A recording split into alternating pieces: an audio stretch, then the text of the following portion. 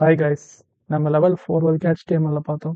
So level 4ஓட என்ன ஆயிடுச்சுன்னு சொன்னால் நம்மளுடைய ஹெச்டிஎம்எல்ல கோடிங் பண்ணுறது கம்ப்ளீட் ஆயிடுச்சு. அதாவது கோட் பண்ணி நீங்கள் கற்றுக்கிற விஷயம்லாம் அது ஃபுல்லாக கம்ப்ளீட் ஆயிடுச்சு. இப்போ நம்ம லெவல் 5 அண்டு போனஸ் லெவல் இது ரெண்டுத்தையும் சேர்த்து ஒரே வீடியோவில் பார்க்க போகிறோம். அது எதை பற்றின்னு சொன்னால், ஒன்று நம்மளுடைய ப்ரௌசர் டூல்ஸை பற்றி பார்ப்போம். ரெண்டாவது கெட்டப் பேஜில் எப்படி நம்ம ஒரு பேஜை ரெடி பண்ணுறது, அதில் எப்படி நம்மளுடைய கோடை போடுறது அப்படின்ற விஷயத்தை தான் நம்ம பார்க்க போகிறோம். ரொம்ப இன்ட்ரெஸ்டிங்காக இருக்கும். நீங்கள் பெருசாக கோட் பண்ணணும்னு சொல்லி அந்த தலைவலி இதில் இருக்காது. ரொம்ப இன்ட்ரெஸ்டிங்காக போகும். உள்ள வெப் பேஜுக்குள்ளலாம் எப்படி பூந்து விளையாடுறதுன்னு சொல்லி நம்ம பார்ப்போம். சரி, நம்ம படத்துக்குள்ளே போகலாமா? ஃபஸ்ட்டு நான் என்ன செய்கிறேன்னு சொன்னால், நம்மளுடைய இதுக்கு வந்துடுறேன். லெவல் 5 தான் நம்ம பார்க்க போகிறோம் இல்லையா? இந்த லெவல் 5ல ப்ரௌசர் டூல்ஸை பற்றி தான் நம்ம படிக்க போகிறோம். Browser tools. ப்ரௌசர் வந்து இன்னைக்கு காலகட்டத்தில் ப்ரௌசர் வந்து நமக்கு நிறைய வேலையை ஈஸியாக்கி கொடுத்துருச்சுங்க. ஸோ இந்த ப்ரௌசர் டூல்ஸில் ஏகப்பட்ட விஷயங்கள் இருக்குது. நம்ம ஒன்று ஒன்றா பார்ப்போம். நம்ம என்ன செஞ்சுருக்கோம், 4 சாப்டர் ஆக்கியிருக்கோம். Browser tools, responsive design, live edit code, validating webpage அப்படின்னு சொல்லி 4 சாப்டர் இருக்குது. அதுக்குள்ள ப்ரௌசர் டூல்ஸ்குள்ள வியூ பேஜ் சோர்ஸ்னு ஒன்று பார்ப்போம். ரெண்டாவது இன்ஸ்பெக்ட் எலமெண்ட், மூணாவது HTML வித்தவுட் சிஎஸ்எஸ் இல்லாமல் HTML பேஜ் வந்து வெப் பேஜில் எப்படி தெரியுது அப்படின்றத பார்க்கலாம். ரெண்டாவது வந்து ரெஸ்பான்சிவ் டிசைன். இன்னைக்கு காலகட்டத்தில் இது வந்து ரொம்ப முக்கியமான விஷயங்க. கம்பெனிஸில் ரொம்ப முக்கியமான விஷயம். நம்மளுடைய சிஸ்டம்க்கு ஏற்ற போல் நம்மளுடைய வெப்பேஜ் வந்து அந்த அளவுக்கு சைஸ் தெரியணும். ஃபோனில் பார்க்குறோன்னா அந்த வெப்பேஜோட சைஸ் எப்படி இருக்கணும், அதே வெப்பேஜில் லேப்டாப்பில் பார்க்குறோன்னா அதோடைய சைஸ் வந்து எப்படி பெருசாகணும், அதுக்கு எப்படி கோட் பண்ணுறது, அதையெல்லாம் நம்ம இந்த ரெஸ்பான்சிவ் டிசைனுக்குள்ள அது வந்து சிஎஸ்எஸ்ல தான் மேக்ஸிமம் பார்ப்போம். இப்போ அது சும்மா ஒரு இன்ட்ரோடக்ஷன் மாதிரி பார்த்துக்கலாம்.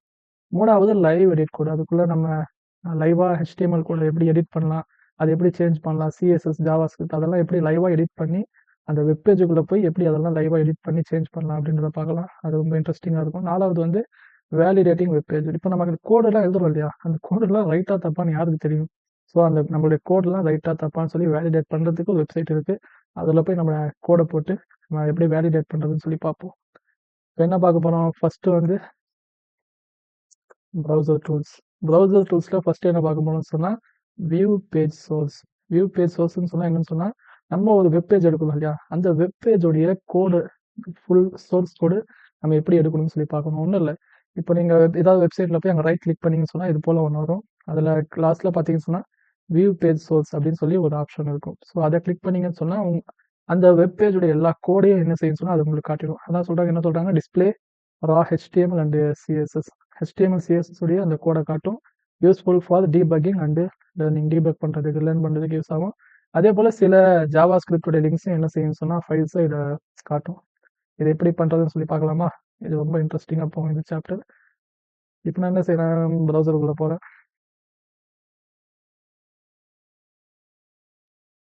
ப்ரௌசருக்குள்ளே போயிட்டு எந்த வெப்சைட் பார்க்கலாம், கூகுளே நம்ம பார்க்கலாமே, ரொம்ப பாப்புலர் இல்லை, எல்லாருக்கும் தெரிஞ்சது. ஸோ இப்போ கூகுள்லேயே போய் பார்க்குறேன். இப்போ பார்த்தீங்கன்னு சொன்னால் எனக்கு வந்து இதோட கோடு வேணும். இந்த வெப்சைட் இருக்கு இல்லையா, இந்த பேஜோட கோடு எனக்கு வேணும் அப்படின்னு சொன்னால் ஒன்றும் இல்லை, ரைட் கிளிக் பண்ணி லாஸ்ட் என்னுடைய மூஞ்சி இருக்கா, ரைட் கிளிக் பண்ணி லாஸ்ட்டாக இங்கே வந்தீங்கன்னு சொன்னால் இங்கே வியூ பேஜ் சோர்ஸ் இருக்கா, வியூ பேஜ் சோர்ஸ் கொடுத்தீங்கன்னு சொன்னால் பார்த்தீங்களா கூகுளுடைய மொத்தம் அந்த கோடு வந்துடுச்சு. என்னடா கூகுளோட கோடு இவ்வளோதான்னா, இவ்வளோதான் இல்லைங்க, அந்த லைனை நான் இங்கே ரேப் பண்ணுற மாதிரி ரேப் பண்ணால் அது பாட்டுன்னு போகும் கோடு. பார்த்தீங்களா எவ்வளோ கோடு எழுதிருக்கு. இது மட்டும் கோடு கிடையாது, நீங்கள் உள்ள வெப்சைட் போக போக ஒன்றா டவுன்லோட் ஆக ஆக கோடு அதுக்கேற்ற மாதிரி ஜாவா ஸ்கிரிப்டோடைய கோடு, மேக்ஸிமம் ஜாவா ஸ்கிரிப்டில் தான் அந்த கோடு இருக்கும், எல்லாம் மாறிக்கிட்டே இருக்கும். எவ்வளோ பெருசாக போகுது பாருங்க கோடு. இங்கே எங்கே ஆரம்பிக்குது, நம்ம முதல்ல பார்த்தோம் பார்த்தீங்களா இந்த டாக் டைப் HTML, அங்கேருந்து ஆரம்பிக்குது HTML அப்படின்னு சொல்லி ஆரம்பித்து அப்படியே கோடெலாம் போகுது.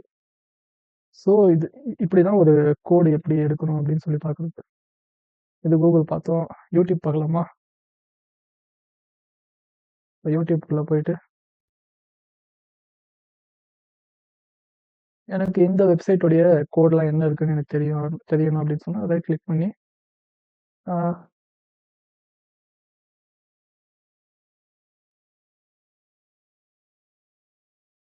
ரைட் கிளிக் பண்ணி உள்ள வியூ பேஜ் சோர்ஸ் கொடுத்தேன்னு சொன்னால் இப்போ யூடியூபுடைய கோடெலாம் என்னப்பா இருக்குது அப்படின்னு சொல்லி பார்த்தோன்னா அது எல்லா கோடும் வந்துடும். ரேப் பண்ணால் தெரியும் எவ்வளோ பெருசாக இருக்குன்னு. கோடு வேணால் 24 லைன்லேயே முடிஞ்சிருச்சு அப்படின்னு காட்டும், ஆனால் அது 24 லைனில் முடியாது. நீங்கள் ஒன்று ஒன்றா அடுத்தடுத்த ஸ்டெப்பு உள்ள நீங்கள் வெப் பேஜில் மாறும்போது அது கரெக்டாக அதுக்கேற்ற போல டவுன்லோட் ஆகி அந்த ஜாவா ஸ்கிரிப்டோடைய கோடெலாம் வந்து அது பெரிய கோடாக போகும். சாதாரணமாக யூடியூப்குள்ளே இவ்வளோ விஷயம் இருக்குது. ஸோ அவ்வளோ விஷயம் இந்த கோடெலாம் இருக்குது. எனக்கு இப்போ இந்த கோடை தூக்கி இப்போ நான் என்னுடைய அந்த விஎஸ் கோட்லேயே போடுறேன் பாருங்களேன். எல்லாத்தையும் செலக்ட் பண்ணிட்டா காப்பி பண்ணி என்னோட விஎஸ் கோடு இருக்கா, என்னோட விஎஸ் கோடில் போயிட்டு நான் அங்கே போட்டு அந்த கோடு ஒர்க் பண்ணமான்னு பார்த்தா நான் ஒரு தனியாக ஒரு பேஜை உருவாக்கியிருக்கேன். இந்த ஃபார்ம் டாட் ஹெச்டிஎம்எல் லாஸ்ட்டாக நம்ம ஃபார்ம் பார்த்தோம் இல்லையா, அதுக்கப்புறம் எஃபி டாட் ஹெச்டிஎம்எல்னு சொல்லி ஒரு பேஜ் சும்மா கிரியேட் பண்ணி வச்சிருக்கேன், உங்களுக்கு கன்ஃபியூஸ் ஆகக்கூடாதுன்னு சொல்லி. ஓகேங்களா, இதில் நான் என்ன செய்யறேன், அது எல்லாத்தையும் பேஸ்ட் பண்ணுறேன்.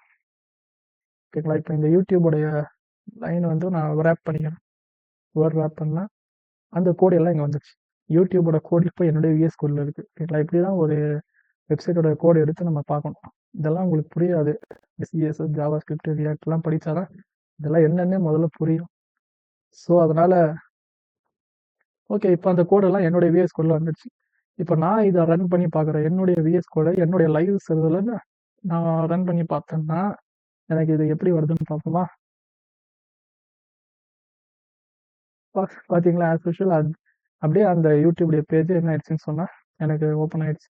இதில் சில சிஎஸ்எஸ், சில ஜாவா ஸ்கிரிப்ட் வந்து நமக்கு தெரியாது, அது வேலை செய்யாது. அது கரெக்டாக அதுக்கேற்ற போல தான் வேலை செய்யும். சில பார்டர்ஸ்லாம் இங்கே இருக்குது, அதுக்கு பார்த்தீங்களா, சில பார்டர்ஸ்லாம் இருக்காது. பார்த்தீங்களா, இப்போ நம்ம யூடியூபுடைய கோடை தூக்கி நம்மளோட விஎஸ் கோடில் போட்டு நம்ம அந்த லைவ் சர்வரில் ஆன் பண்ணி பார்த்ததுல இப்படி நமக்கு தெரிஞ்சிருக்கு. ஓகேங்களா, இந்த கோடு எனக்கு இப்போதைக்கு வேணாம், டெலிட் பண்ணிடுறேன்.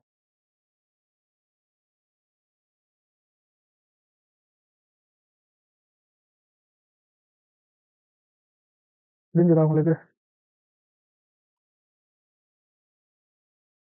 தூக்கிட்டேன். வியூ பேஜ் சோர்ஸ்னால் என்னன்னு சொல்லி இப்போ உங்களுக்கு தெளிவாக தெரிஞ்சிருக்கும். இப்போ நெக்ஸ்ட் பார்ப்போமா? நெக்ஸ்ட் என்னன்னு சொன்னால் இன்ஸ்பெக்ட் எலமெண்ட். இதுவும் அதே போல தான், ஒன்றும் இல்லை. இப்போ நம்ம மொத்த கோடையும் பார்த்தோம், ஒரு வெப்பேஜோடைய மொத்த கோடையும் பார்த்தோம். எனக்கு அப்படி வேணாம், குறிப்பிட்ட ஒரு எலமெண்ட் இருக்குது, அந்த எலமெண்ட்டுடைய கோடை மட்டும் நான் பார்க்கணும் அப்படின்னு சொன்னால் அந்த எலமெண்ட் மேலே போய் நீங்கள் ரைட் கிளிக் பண்ணீங்கன்னு சொன்னால் இங்கே பார்த்தீங்கன்னா எப்படி ரைட் கிளிக் பண்ணால் வியூ பேஜ் சோர்ஸ் வருமோ அது கீழே இன்ஸ்பெக்ட்னு வரும். நீங்கள் கரெக்டாக அந்த எலமெண்ட் மேலே டார்கெட் பண்ணி ரைட் கிளிக் பண்ணி போனீங்கன்னா கீழே இன்ஸ்பெக்ட் வரும்.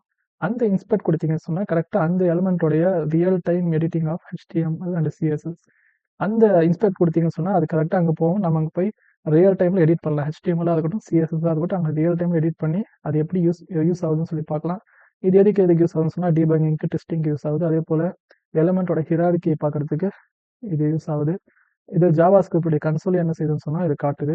அதே போல் highlight selected elements on page, எந்த எலமெண்ட்டை நீங்கள் செலக்ட் பண்ணுறீங்களோ அதை வந்து ஹைலைட் பண்ணி காட்டுது. ஸோ இதை நம்ம பார்த்துடலாமா?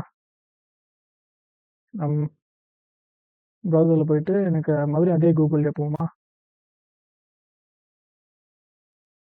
கூகுளில் போயிட்டு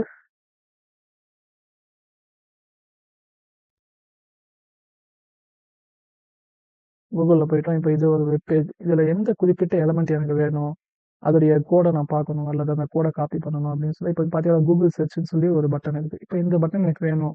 இதே போல் பட்டனை நான் இதோடைய கோடெலாம் எப்படி இருக்குன்னு சொல்லி பார்க்கணுன்னா ரைட் கிளிக், அந்த எலமெண்ட் மேலே ரைட் கிளிக் பண்ணி இன்ஸ்பெக்ட் கொடுத்தேன்னு சொன்னால் எனக்கு சைடில் அந்த ப்ரௌசர் டூல் வந்து ஓப்பன் பண்ணி காட்டிடும் இது எங்கே இருக்குன்னு சொல்லி.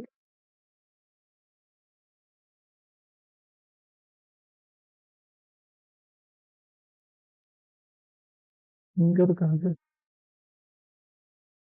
இந்த சிஎஸ்எஸோட மேலே தான் HTML இருக்குது. பார்த்தீங்களா, கரெக்டாக அது ஹைலைட் பண்ணி காட்டுது. நீ அதை இன்ஸ்பெக்ட் கொடுத்தியப்பா அதோடைய கோடு இதுதான் அப்படின்னு சொல்லி ஹைலைட் பண்ணி காட்டுது. கூகுள் சர்ச்னு சொல்லி இங்கே வேர்டு இருக்கா, ஸோ இதுதான் அதோடைய கோடு. ஸோ இந்த கோடு எனக்கு வேணும், நான் என்னுடைய வெப்சைட்டில் இதே போல் போட போகிறேன்னா அதை ரைட் கிளிக் பண்ணி காப்பி கொடுத்து, காப்பி எலமெண்ட் இருக்கா, அந்த காப்பி எலமெண்ட் கொடுத்தோன்னு சொன்னால் இப்போ என்னோட விஎஸ் கோடில் போய் நான் அதை பேஸ்ட் பண்ணுறேன். பேஸ்ட் பண்ணால் அந்த கோடு வந்து இது வந்துடுச்சு. எந்த கோடை யூஸ் பண்ணி அவங்க அந்த பட்டனை தயார் பண்ணாங்களோ அதோடைய கோடு வந்துடுச்சு. இங்கே வந்து பார்த்தீங்களா கூகுள் சர்ச்ன்ற வேர்டு வந்து இங்கே இருக்குது. இதானப்பா அது கூகுள் சர்ச்ன்ற வேர்டு இருக்கா? ஸோ இப்போ நான் என்ன செய்கிறேன், இதை லைவ் சர்வரில் ஓட்டி பார்த்தேன்னு சொன்னால் இங்கே எனக்கு அந்த பட்டன் வந்துடுச்சு. பார்த்தீங்களா, அந்த பட்டன் இங்கே எனக்கு வந்துடுச்சு. ஸோ இது போல் தான் நீங்கள் என்ன செய்யலாம்னு சொன்னால் ஒரு குறிப்பிட்ட எலமெண்ட் எனக்கு வேணும்னு சொன்னால் அதை நீங்கள் இன்ஸ்பெக்ட் பண்ணி என்ன செய்யலாம்னு சொன்னால் நீங்கள் எடுத்துக்கலாம். இன்ஸ்பெக்ட் பண்ணி இங்கே நீங்கள் எல்லா கோடும் இப்போ எது எது மேலே ஹோவர் பண்ணுறீங்களோ அதோடைய கோடெலாம் காட்டும். இப்போ நான் இங்கே ஹோவர் பண்ணுறேன் பாருங்கள், அது ஐ எம் ஃபீலிங் லக்கின்ற அந்த பட்டன் இருக்கா, அது அதை காட்டுது. ஸோ நீங்கள் கோடு இந்தமாரி இங்கே எல்லாத்துடைய விஷயங்களையும் பார்க்கலாம். அந்த கூகுள் சர்ச்சோடைய ஸ்பேஸ் எல்லாம் எவ்வளோ எடுத்ததுன்னு பாருங்கள். ஸ்டைல் போனீங்கன்னு சொன்னால் ஒன்றுத்துக்கும் அந்த பாக்ஸுடைய என்னென்ன கோடு இருக்குது இது எல்லாமே நமக்கு என்ன செய்யுதுன்னு சொன்னால் இதை காட்டுது. புரியுதா? இப்படி தான் ஒரு விஷயத்தை நம்ம இன்ஸ்பெக்ட் பண்ணணும். இன்ஸ்பெக்ட் பண்ணி எப்படி பண்ணணும்னு புரிஞ்சிருச்சுங்களா?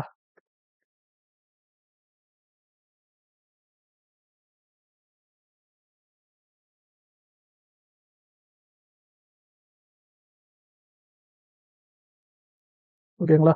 இன்ஸ்பெக்ட் பண்ணி இப்படி எப்படி இன்ஸ்பெக்ட் பண்ணணும்னு சொல்லி நமக்கு தெரிஞ்சிருச்சு.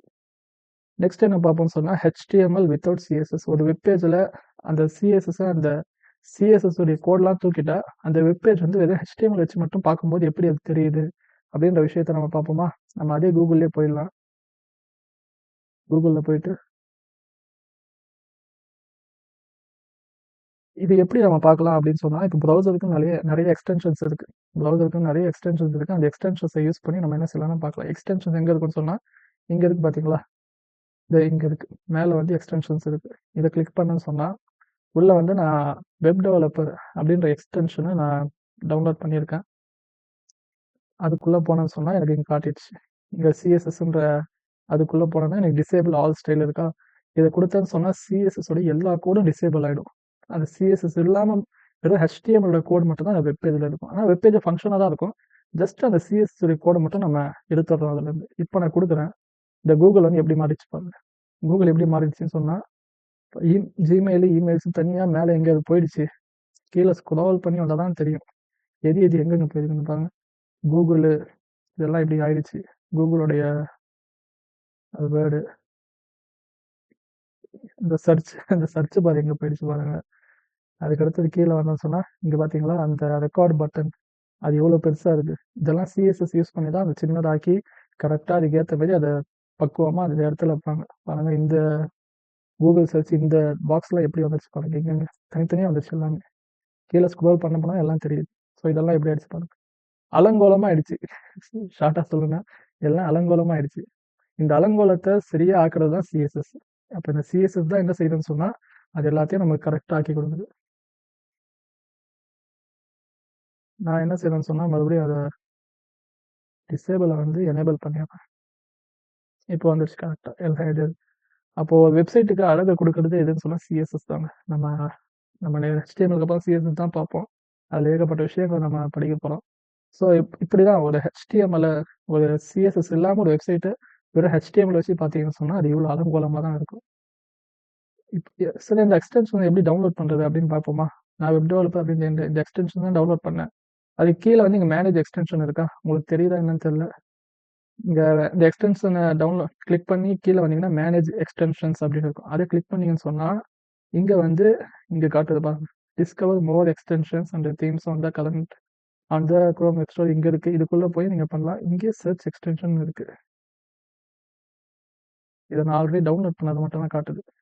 டவுன்லோட் பண்ண சொன்னால் இதுக்குள்ளே போங்க. போயிட்டு ஒன்றும் இல்லை வெப் டெவலப்பர் அப்படின்னு கொடுத்தீங்கன்னா இங்கே ஃபஸ்ட்டில் வருதா இந்த எக்ஸ்டென்ஷனை எனக்கு ஆல்ரெடி ரிமூவ் ஃப்ரம் குரோம்னு கட்டுதுன்னு சொன்னால் ஆல்ரெடி இன்ஸ்டால் பண்ணியிருக்கேன்.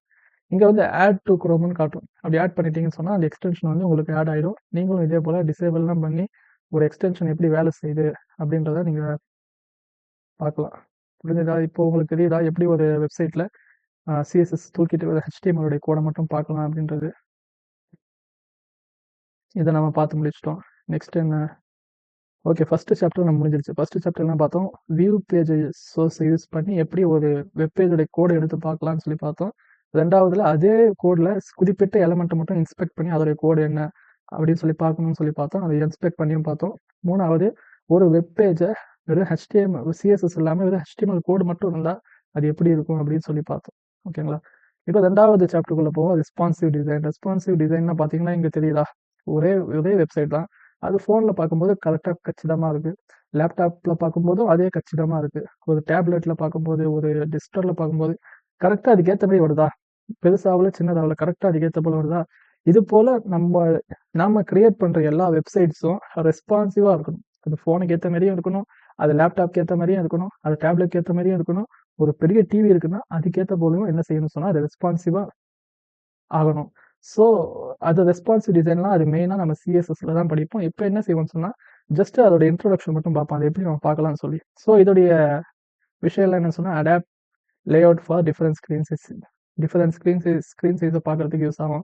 லேஅவுட்டு ஃப்ளெக்சிபிளாக இருக்கிறதுக்கு யூஸ் ஆகும். அதே போல் ஆப்டிமைசஸ் இமேஜஸ் அண்ட் அசெட்ஸ் இமேஜ் மற்ற வீடியோலாம் என்ன செய்யலாம் சொன்னா, ஒரு பெரிய ஒரு ஸ்க்ரீனுக்கு என்ன செய்யலாம்னு சொன்னா, ஒரு ஹை ரெசல்யூஷன்ல நல்ல ஒரு இமேஜை கொடுக்கலாம். ஆனா ஒரு ஃபோன்ல பார்க்கணும்னு சொன்னா அவ்வளோ ரெசல்யூஷன் நமக்கு தேவையில்ல. ஸோ அதுக்கேற்ற மாரி நம்ம சின்னதாக்கி கொடுத்துக்கலாம். ஸோ அதனால என்ன செய்யுதுன்னு சொன்னா, வெப்சைட் வந்தோன்னா நல்லா ஆப்டிமைஸா இருக்கும். அதே சொல்றாங்க enhance user experience on mobile and desktop. Mobile டெஸ்க்டாப்ல என்ன செய்யணும்னு சொன்னா, எக்ஸ்பீரியன்ஸை வந்து என்ஹான்ஸ் பண்ணி கொடுக்குது. ரொம்ப ஸ்பீடா இருக்கும் நம்ம வெப்சைட் அப்படி நம்ம யூஸ் பண்ணும்போது. ஸோ அது என்னன்னு சொல்லி பார்த்துட்டு வருவோமா? யூடியூப்குள்ள போறேன். யூடியூப்குள்ள போயிட்டு அந்த இன்ஸ்பெக்ட் தான் கொடுக்கணும். இன்ஸ்பெக்ட் கொடுத்தீங்கன்னு சொன்னா வந்ததுக்கப்புறம் இங்க வந்து டூகுள் பார்னு ஒன்று இருக்கும். இங்க இருக்கா இந்த டூகுள், இதை கிளிக் சொன்னா இது வந்து ஒரு ஆட்டோ. இது வந்து ரெஸ்பான்சிவா எப்படி நம்ம இங்க இருக்கா இதை கிளிக் வெப்பேஜ் வந்து அது எப்படி இருக்குன்னு சொல்லி பார்க்கலாம். இல்ல எனக்கு வந்து ஒரு டேப்லெட் சைஸ் இருக்கு, ஒரு டேப்லெட் இருக்குமா, அப்போ நம்மளுடைய வெப்சைட் எப்படி இருக்குன்னு சொல்லி பார்த்துக்கலாம். இல்லை ஒரு ஃபோன் சைஸுக்கு இது மாறுது அப்படின்னு சுருக்கதான் ஒரு ஃபோனுடைய சைஸுக்கு இது மாறுது. அப்போ நம்மளுடைய வெப்சைட் எப்படி இருக்கு. ஸோ இப்படி நமக்கு இருக்கும். ரெஸ்பான்சிவா நம்ம பார்க்கணும். நம்மளுடைய வெப்சைட் வந்து நம்ம கோட் பண்ணியிருக்கோம். அது ரெஸ்பான்சிவா நம்ம கோட் பண்ணி ஸோ அது எப்படி தெரியுதுன்னு சொல்லி நம்ம இது பார்த்துக்கலாம். இல்ல ஒரு குறிப்பிட்ட ஃபோனுடைய ஸ்கிரீன் சைஸ் இருக்கு, அதை பார்க்கணும்னு சொன்னா இங்க ரெஸ்பான்சிவ் அப்படின்ற ஒன்று இருக்கா, இந்த ஆப்ஷனை கிளிக் பண்ணிட்டீங்கன்னா உங்களுக்கு எல்லா மொபைல் டிவைஸ் டேப்லெட் டிவைஸோட ஸ்கிரீன் சைஸை இங்க காட்டும். இங்க பாத்தீங்கன்னா கீழே கேலக்ஸி Z Fold இருக்கு, சாம்சங் கேலக்ஸி A51 இருக்கு, இன்னும் நிறைய ஐபேட் இருக்கு, iPad mini, iPad Pro, Samsung Galaxy S20, iPhone 14 Pro Max. So இதெல்லாம் ஸ்கிரீன் சைஸ். அந்த ஸ்கிரீன் சைஸை கிளிக் பண்ணி என்னுடைய வெப்சைட் ஐபோன் ப்ரோல அது இப்படிதான் தெரியும் அப்படின்னு சொல்லி பார்த்துக்கலாம். இல்லை ஒரு ஐபேட் மினியில் நான் என்னுடைய ஸ்க்ரீனை நான் பார்க்கணும், அந்த ஸ்க்ரீன் எப்படி இருக்குமா, என்னோட ஐபேட் மினியில் வந்து அந்த ஸ்க்ரீன் சைஸ் வந்து இப்படி இருக்கும் அப்படின்னு சொல்லி பார்த்துக்கலாம். ரெஸ்பான்சிவ் டிசைனை நம்ம அதுக்கான கோடு எழுதிட்டோம். ஸோ அதெல்லாம் நம்ம அந்த ஸ்க்ரீன் சைஸ்க்கு ஏற்ற மாதிரி பார்க்கணும்னா அதை நம்ம இங்கே பார்த்துக்கலாம். பெருசாக்கி சின்னதாக்கி நம்ம என்ன செய்யலாம் சொன்னால் பார்த்துக்கலாம். இந்த மேட்ரு புரிஞ்சதில்லை. இதான் ரெஸ்பான்சிவ் டிசைன் அப்படின்னு சொல்லி சொல்லுவோம் இங்கே. நெக்ஸ்ட் என்னன்னு சொன்னா லைவ் எடிட் கோட். இதுதான் ரொம்ப இன்ட்ரெஸ்டிங்காக இருக்குது. லைவ் எடிட் கோடுன்னா என்னன்னு சொன்னா, எப்படி இன்ஸ்பெக்ட் பண்ணி ஒரு கோடை போய் பார்க்குறோம். அந்த கோட்ல நம்ம என்ன செய்யலாம்னு சொன்னா லைவா எடிட் பண்ணி அதில் ஏதாவது சேஞ்சஸ் நம்ம பண்ணலாம். எப்படி ஒரு டாக்டர் வந்து எப்படி ஒரு ரிமோட் கண்ட்ரோல் மூலியமா ஒரு சர்ஜரி பண்றாரோ, அதே போல நம்ம ஒரு வெப்பேஜில் ஒரு ரிமோட் கண்ட்ரோல் மூலியமா சின்னதாக சர்ஜரி நம்ம பண்ண முடியும். ஸோ அதில் ஃபர்ஸ்ட் என்ன பார்க்க போதும்னு சொன்னா லைவ் எடிட் HTML. லைவா என்ன செய்ய போதும்னு சொன்னா HTML கோடை வந்து எடிட் பண்ணி அதில் சின்னதாக சேஞ்ச் பண்ண போகிறோம். இவங்க என்ன சொல்லியிருக்காங்கன்னு சொன்னா என்ன ஒரு இது மாரி கொடுத்துருக்காங்க, சேஞ்ச் சப்ஸ்கிரைபர் கவுண்ட். உங்களுடைய யூடியூப்ல போயிட்டு சப்ஸ்கிரைபர் கவுண்ட்டை போய் நீங்கள் சேஞ்ச் பண்ணுங்க அப்படின்னு சொல்லியிருக்காங்க. இங்கே பார்த்தீங்களா 10 மில்லியன் சப்ஸ்கிரைபரா அவங்க சேஞ்ச் பண்ணி வச்சிருக்காரு. இப்போ நம்ம ஹேக் பண்ணுவோமா, யூடியூப்ல போயிட்டேன். இது எனக்கு இப்போ தேவையில்ல. ஓ அதான் தேவையில்லை நமக்கு. எனக்கு அதுதாங்க தேவை. அதையே தூக்கி நம்ம இன்ஸ்பெக்ட் கொடுத்து இந்த கூகுள் பார் வந்து ஆஃப் பண்ணுறது நான் அதை ஆஃப் பண்ணி தொலைச்சிட்டேன். இப்போ என்ன பண்ண போறோம் அப்படின்னு சொன்னா, என்னோட யூடியூப்ல போறேன். யூடியூப்ல போனா ஏதாவது பிரச்சனை, என்னோட சேனல்ல போயிட்டு சொன்னா நான் ஒரு 5 வீடியோ தாங்க போட்டிருக்கேன். இப்போதான் 10 நாள் தான் ஆகுது யூடியூப் ஓப்பன் பண்ணி. இந்த வீடியோ நீங்க எப்போ பாருங்கிறீங்கன்னு எனக்கு தெரியல. இப்போதைக்கு எனக்கு ஒரு 30 சப்ஸ்கிரைபர் தான் இருக்காங்க. பெரிய சேனல்லாம் இல்லை, நம்ம சேனல் ரொம்ப சின்ன சேனல் தான். ஸோ இந்த 30 சப்ஸ்கிரைபரை நான் ஹேக் பண்ணி இந்த 5 வீடியோ இருக்கிறத ஹேக் பண்ணி வேற மாதிரி மாற்ற போறேன். ஸோ இங்க நமக்களால கண்டுபிடிக்க முடியல அதுக்குன்னு சொல்லி தெரியல. அப்படி இருக்கணும் ஒன்றும் இல்லை. இது மேலே நீங்க கிளிக் பண்ணி இன்ஸ்பெக்ட் கொடுத்தீங்க சொன்னா அந்த கோடு எங்க இருக்குன்னு அந்த கோடு வந்து இங்கெல்லாம் பாருங்கன்னு சொல்லி எனக்கு காட்டி இங்க 30 சப்ஸ்கிரைபர்ஸ் அப்படின்னு போட்டிருக்கா. இதெல்லாம் டபுள் கிளிக் பண்ண சொன்னா அங்க நம்ம இப்போ என்ன செய்யலாம் சொன்னா எடிட் பண்ணலாம். 30 என்னடா 30, இப்போ நான் மாத்திரம் பாரு என் சேனல் 10 மில்லியன் 10 மில்லியன் சப்ஸ்கிரைபர் என் சேனல். சப்ஸ்கிரைபர் 10 மில்லியன் சப்ஸ்கிரைபர்ஸ் மாத்தி விட்டனா கீழே எங்க இருக்கு 5 வீடியோஸ் நீங்க இருக்கு பாருங்க. இந்த 5 வீடியோஸ்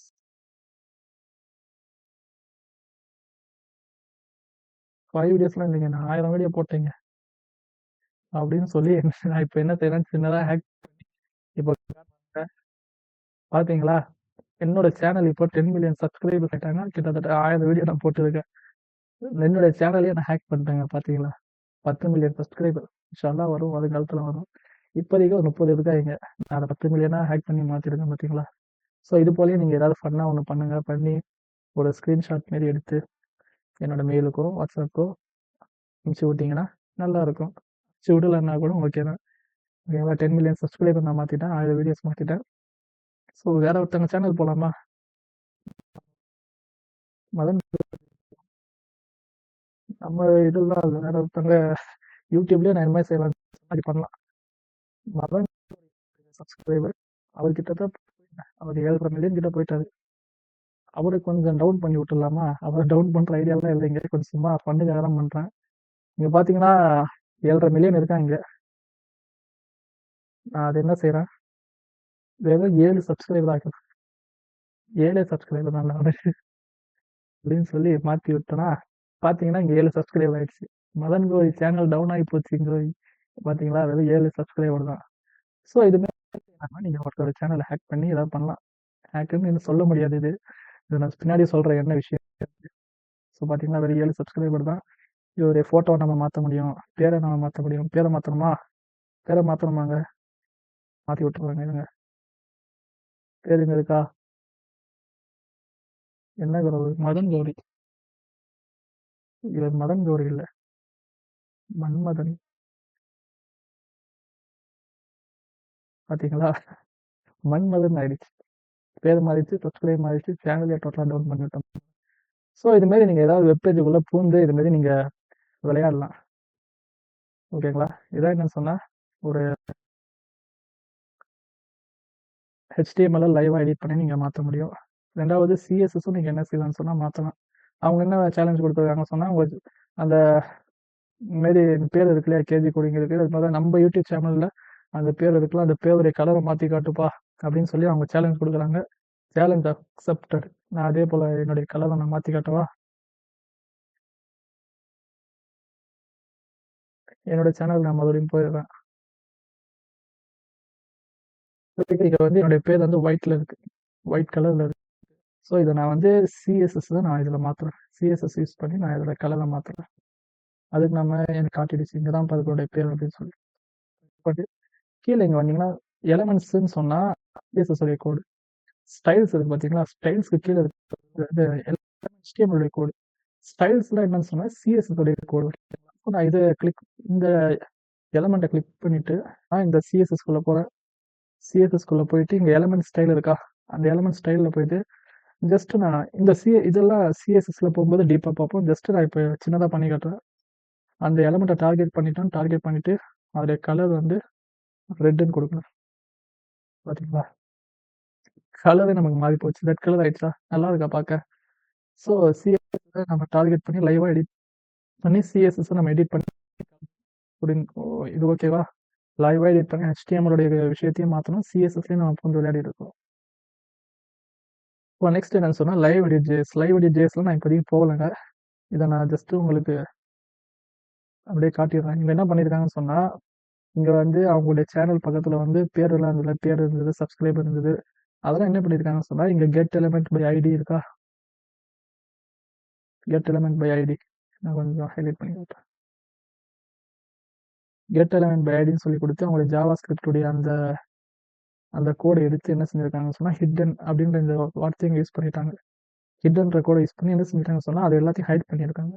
ஸோ இப்படி அவங்க லைவ் எடிட் பண்ணி ஜேஎஸ் கொடுத்துருக்காங்க.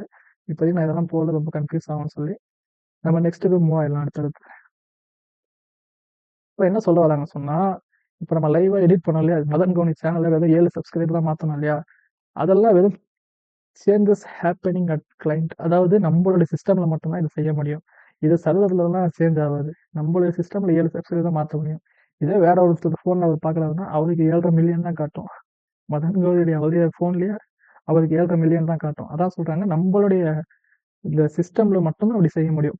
சும்மா லைவா எடிட் பண்ணி பார்த்துக்க முடியுமே தவிர மற்ற விஷயங்களை பண்ண முடியாது. சேஞ்சஸ் மேடா டெம்பரவரியாக இது என்ன செய்யணும்னு சொன்னால் சேஞ்ச் பண்ண முடியும். Affect only the current session. அந்த செஷன் அந்த கடன் அந்த குறிப்பிட்ட நேரத்துக்கு மட்டும் தான் என்ன செய்ய முடியும்னு சொன்னால் அதை செய்ய முடியும். Not saved to server. சர்வரில் என்ன செய்யுதுன்னா எந்த சேஞ்சையும் பண்ணாது, சேவ் ஆகாது. சர்வரில் அந்த 7.5 மில்லியன் தான் இருக்கும். நம்ம ஹேக்கெலாம் எதுவும் பண்ணலைங்க. நான் சும்மா சொன்னேன் ஹேக்குன்னு சொல்லி. ஹேக்கெலாம் இல்லை, சும்மா அதை நம்ம சிஸ்டமில் பண்ணிக்க முடியும், அவ்வளோதான். Reset upon page reload. நீங்கள் ரிஃப்ரெஷ் பண்ணிங்கன்னா அது போய்டும் பட்டுன்னு. அது 7 இருந்தது மாதிரி 7.5 மில்லியன் ஆகிடும். யூஸ்ஃபுல் ஃபார் டெஸ்டிங் அண்டு நான் பெர்மனன்ட் ஃபிக்சஸ். நம்மளுடைய கோடை வந்து டெஸ்ட் பண்ணுறதுக்கு வந்து இது யூஸ் ஆகும்.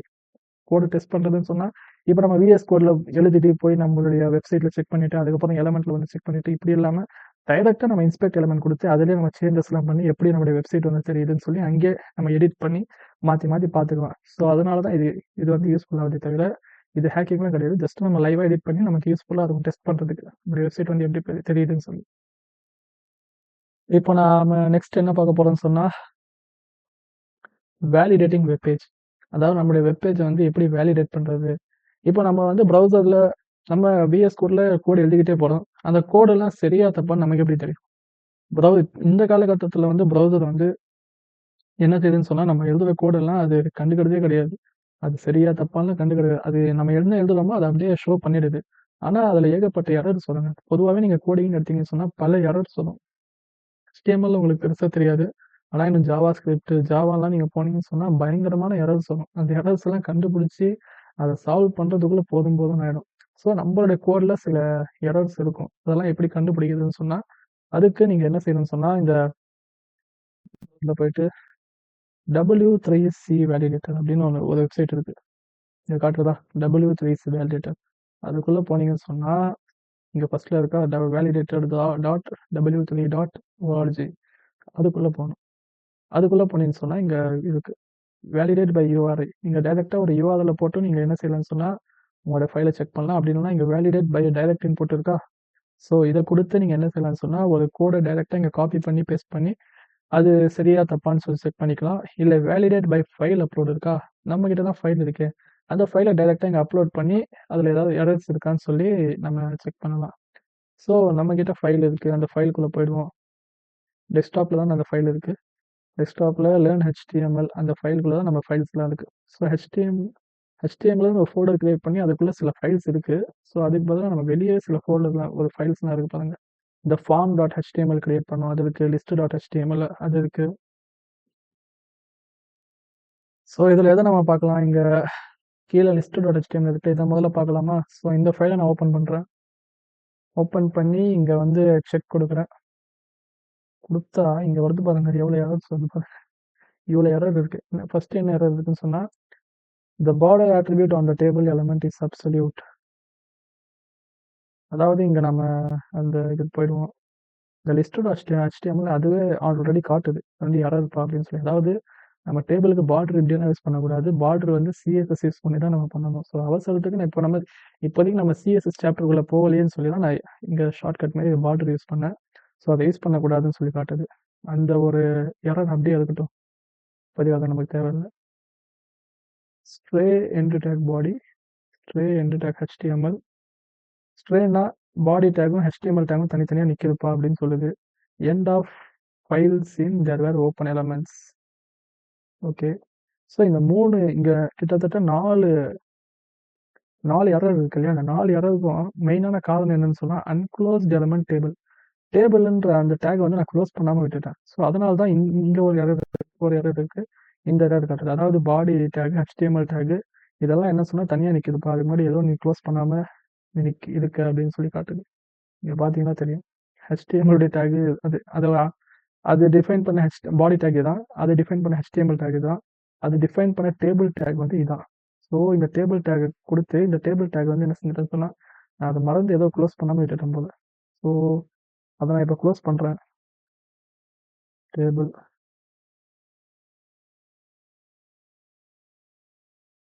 ஸோ இப்போ இது வந்து ஒரு க்ளோசிங் டேக் ஆகிடுச்சு. டேபிள் வந்து க்ளோசிங் டேக் ஆகிடுச்சா. வேறு என்ன எரர்ஸ் இருக்குது. சரி, இப்போ நான் மறுபடியும் என்ன செய்றேன்னு சொன்னா, அந்த ஃபைல கிளிக் பண்ணி நான் இப்போ ஓப்பன் பண்ணி காட்டுறேன். முதல்ல எவ்வளோ இருக்கு? 5 எரர் இருக்கா? அத செக் பண்றேன். செக் பண்ண உடனே ஒரே ஒரு எரர். அந்த 4 எரர் போயிடுச்சு பாருங்க. ஒண்ணுமே இல்ல. டேபிள்ன்ற டேக் வந்து நான் லாஸ்ட்ல குடுக்காம விட்டதுனால, அது ஒரு காரணத்துக்காக எக்ஸ்ட்ரா ஒரு 3 எரர் வந்தது நமக்கு. ஸோ அந்த ஒரு எரர் கிளியர் பண்ண உடனே மீதி இருக்க எரர்லாம் போயிடுச்சு. இந்த பார்டர் டேக் உடைய அந்த எரர் மட்டும் தான் நிக்குது. அது நமக்கு தேவையில்ல இப்போதைக்கு. ஸோ நான் வேற ஒரு ஃபைல சூஸ் பண்ணி பார்க்கலாமா? இந்த form.html இருக்குல்ல, அதுல நெறைய கோட் நம்ம பண்ணோம். ஸோ அத நம்ம ஓப்பன் பண்ணி அத செக் பண்ணி பார்க்குறேன். செக் பண்ணி பார்த்தோம்னா, ஒரு 3 எரர் காட்டுது. என்ன எரர்ன்னு சொன்னா, bad value user password for attribute for and element label. அதாவது லேபிள் எலமெண்ட்ல ஃபார்ன்ற ஆட்ரிபியூட்டுக்கு யூசர் பாஸ்வேர்டுன்னு சொல்லி நீ ஒரு வேல்யூ குடுத்தப்பா, அதுல வந்து நீ ஸ்பேஸ் விட்டுருக்க. And ID must not contain white space. White space வந்து அங்க இருக்கக்கூடாது அப்படின்னு சொல்லுது. 2வது எரர்லயும் அதான். 2வது எரர்ன்னு சொன்னா, அத இன்புட்ல என்ன செய்றேன்னு சொல்லுவாங்க, அந்த யூசர் பாஸ்வேர்ட்ல நீ ஸ்பேஸ் விட்டுருக்குன்னு சொல்லி இந்த 2 எரர் காட்டுது. இந்த எரர் எங்க இருக்குன்னு சொல்லி கீழே காட்டுது. ஃப்ரம் லைன் 18 காலம் 9. இப்போ லைன் 18 எங்க இருக்குன்னு போய் பார்ப்போமா? எதுல? form.html இல்லையா? லைன் 18 எங்க பாருது? லைன் 18 இங்க இருக்கு லைன் 18. ஸோ லைன் 18 இங்க இருக்கு. அதுல என்ன சொல்லுது? லேபிள் ஃபார் இந்த யூசர் பாஸ்வேர்ட்ல நீ ஸ்பேஸ் விட்டுருக்கு அப்படின்னு சொல்லுது. நான் என்ன செய்றேன்? ஸ்பேஸ் கிளியர் பண்றேன். ஓகே. அதே போல 19ல என்ன சொல்லிச்சு அது? இங்க லைன் 19 காலம் 7ல ஒரு தப்பு பண்ணிருக்க. அதே தப்பு தான். அந்த யூசர் பாஸ்வேர்டுக்கு நடுவுல நீ கேப் விட்டுருக்க ஐடியில. ஐடியில கேப் வரக்கூடாது அப்படின்னு சொல்லி மென்ஷன் பண்ணுது. ஸோ அப்போ இதுல இருந்து நமக்கு என்ன புரியுதுன்னு சொன்னா, ஐடியில வந்து இது மாதிரி கேப் விட்டு நம்மளுடைய வேல்யூ வந்து எழுதக்கூடாது அப்படின்னு நமக்கு புரியுது. ஸோ யூசர் பாஸ்வேர்டு இந்த 2 எரர் நான் வந்து சால்வ் பண்ணியிருக்கேன். 3வது என்ன காட்டுதுன்னு சொன்னா, attribute column not allowed on element text area at this point. Text ஏரியால நம்ம ரோஸ் காலம்ஸ்னு சொல்லி போட்டோம். ஸோ காலம் வரக்கூடாது போல. அதுக்கு பதிலா இங்க சில ஆட்ரிபியூட்ஸ் குடுத்துருக்காங்க. இந்த ஆட்ரிபியூட்ஸ்லாம் நம்ம யூஸ் பண்ணலாம் அப்படின்னு சொல்லி கால்ஸ்ன்னு இருக்கு பாருங்க. கால்ஸ் தான் யூஸ் பண்ணணும்னு நினைக்கிறேன். ஸோ அதை யூஸ் பண்ணி பார்ப்போமா? எங்க இருக்கு டெக்ஸ்ட் ஏரியா? டெக்ஸ்ட் ஏரியா எங்க இருக்கு? காலம்ல காலம் இல்ல, கால்ஸ்ன்னு யூஸ் பண்ணணும்னு நினைக்கிறேன். கால்ஸ். ஸோ அந்த 3 எரர நான் இப்போ ஐடென்டிஃபை பண்ணி இத சால்வ் பண்ணியிருக்கேன். இப்போ இது கரெக்ட்டா இல்லைன்னு சொல்லி மறுபடியும் செக் பண்ணிக்கிறேன். மறுபடியும் அதே form.html ஃபைல கிளிக் பண்ணி ஓப்பன் பண்ணி இப்போ நான் செக் குடுக்குறேன்.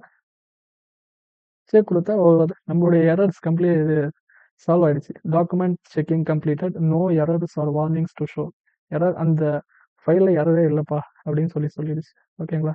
இப்படிதான் நம்மளுடைய எரர்ஸ ஃபைண்ட் பண்ணி அத சால்வ் பண்ணணும். HTML பெருசா எரர்ஸ்லாம் வர வாய்ப்பில்ல. ஜாவா ஸ்கிரிப்ட்லாம் போனீங்கன்னா, பிச்சு பெடல் எடுத்துரும். அப்படி எதுவும் எரர்ஸ்லாம். ஸோ நம்மளுடைய எரர்ஸ இப்படிதாங்க ஃபைண்ட் பண்ணி W3C வேலிடேட்டர்ல போய் நம்மளுடைய எரர்ஸ ஃபைண்ட் பண்ணி நம்ம கண்டுபிடிக்கணும். அதான் சொல்றாங்க ensures HTML adheres to standards, minimize cross browser issues. browser issues. browserலாம் இப்போ நீங்க பார்த்தீங்கல்ல, இப்போ நான் பாருங்க. ஒண்ணும் இல்ல. ஒரு சின்னதா எரர் பண்ணி காட்டுறேன். என்ன எரர்னா, இங்க லெஜெண்ட்ல தாங்க நம்ம எழுதணும். ஒரு ஹெட்டிங் நம்ம ஃபார்ம்ல எழுதணும்னு சொன்னா, லெஜெண்ட்ல சரி அத விடுங்க. அது வேணாம். சின்னதா ஒண்ணு காட்டுறேன்.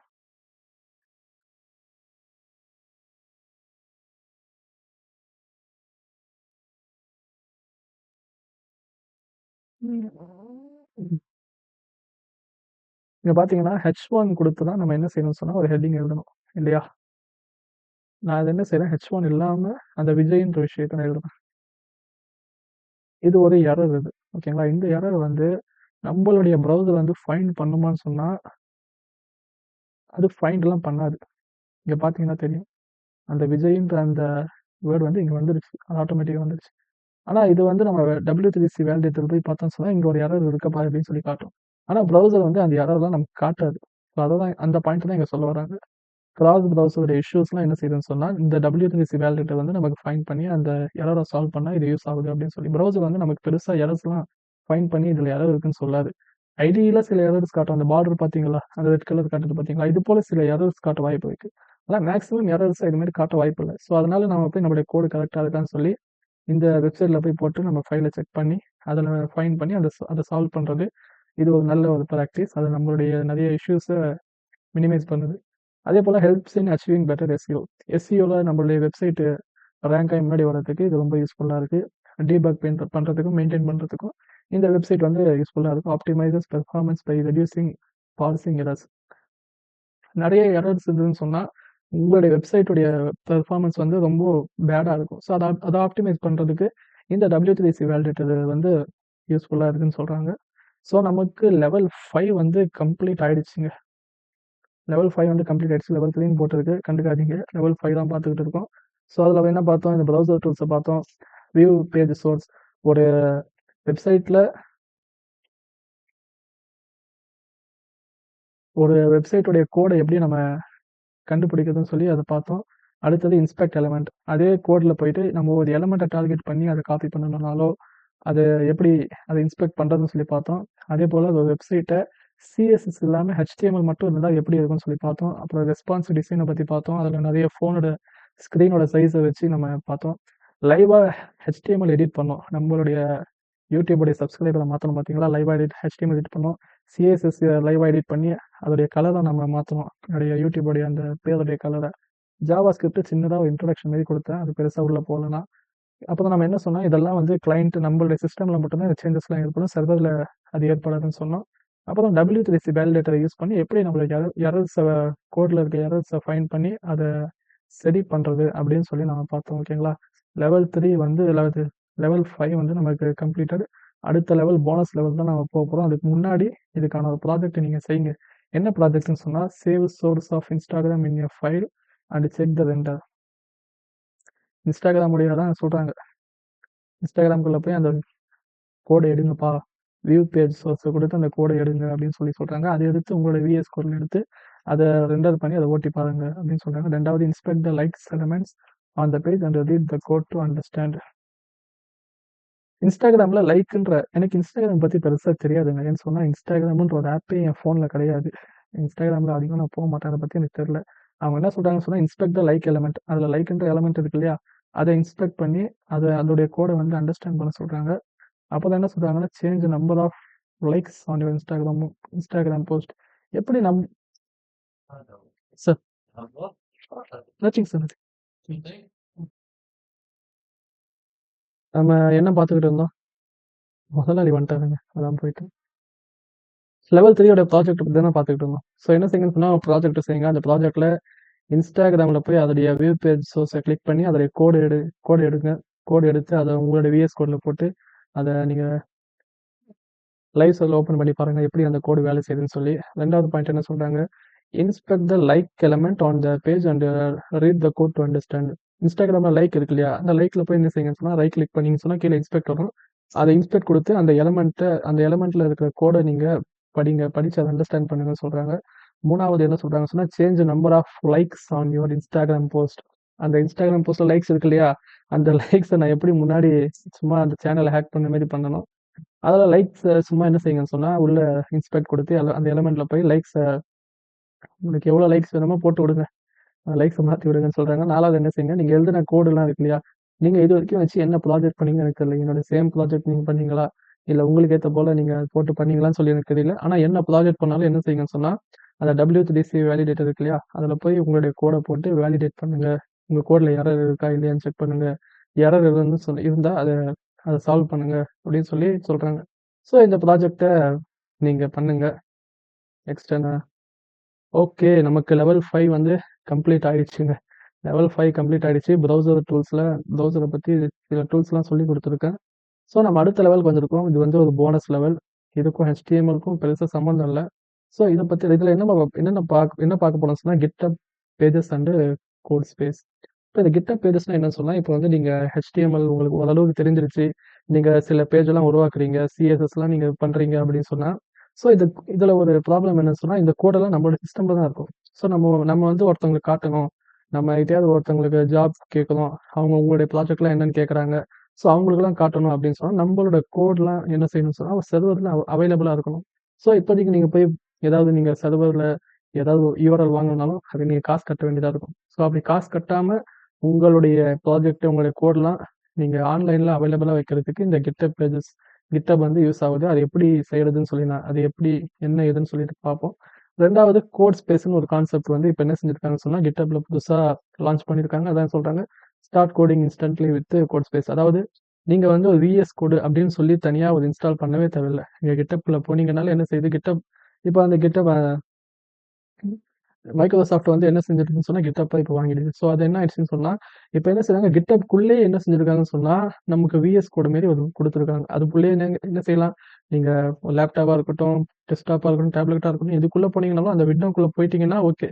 போனீங்கன்னா போதும் உங்களுக்கு விஎஸ் கோட்ல என்னென்னலாம் இருக்கோ, ஆட்டோ கம்ப்ளீஷனா இருக்கட்டும், அதோடைய என்னென்ன இருக்கோ எல்லாமே அதுக்குள்ளேயே வந்துடும். அதுக்குள்ள நீங்க என்ன செய்யணும்னு சொன்னா டைரக்ட்டா கோட் எழுதலாம்.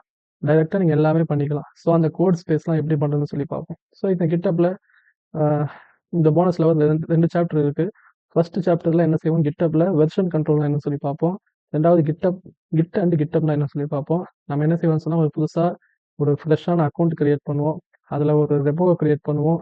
அடுத்தது இந்த கோட் ஸ்பேஸை யூஸ் பண்ணி எப்படி நம்ம உள்ள கோட் பண்ணலாம் அப்படின்னு சொல்லி பார்க்கலாம். அடுத்தது GitHub பேஜ் ஒன்று உருவாக்கலாம். அதில் நம்ம என்ன செய்யலாம் சொன்னா நம்மளோட ப்ராஜெக்ட்டை வந்து பப்ளிஷ் பண்ணலாம். ஸோ செகண்ட் ஒரு சாப்டர் இருக்கு. அதில் என்ன சொன்னா ரியாக்ட், ஆங்குலர் அண்ட் Vue.js அப்படின்னு சொல்லி இருக்கு. இது என்னன்னு சொன்னா JavaScript உடைய ஃப்ரண்ட் எண்ட் உடைய ஒரு ஃப்ரேம் ஒர்க். நீங்க இது 3த்தையும் படிக்க தேவையில்ல. 3த்துல ஏதாவது ஒண்ணு தரவானீங்கன்னா போதும். ஸோ இத 3த்த பத்தின பேசிக்கான ஒரு இன்ஃபர்மேஷன், ஒரு இன்ட்ரோடக்ஷன் குடுக்கலான்னு சொல்லியிருக்கேன். அதுக்கு தான் அத எடுத்து வச்சிருக்கேன். ஸோ போலாமா? பாடத்துக்கு போலாம். இப்போ ஃபர்ஸ்ட் என்ன நம்ம பார்க்க போறோம்னு சொன்னா GitHub. GitHubனா என்ன?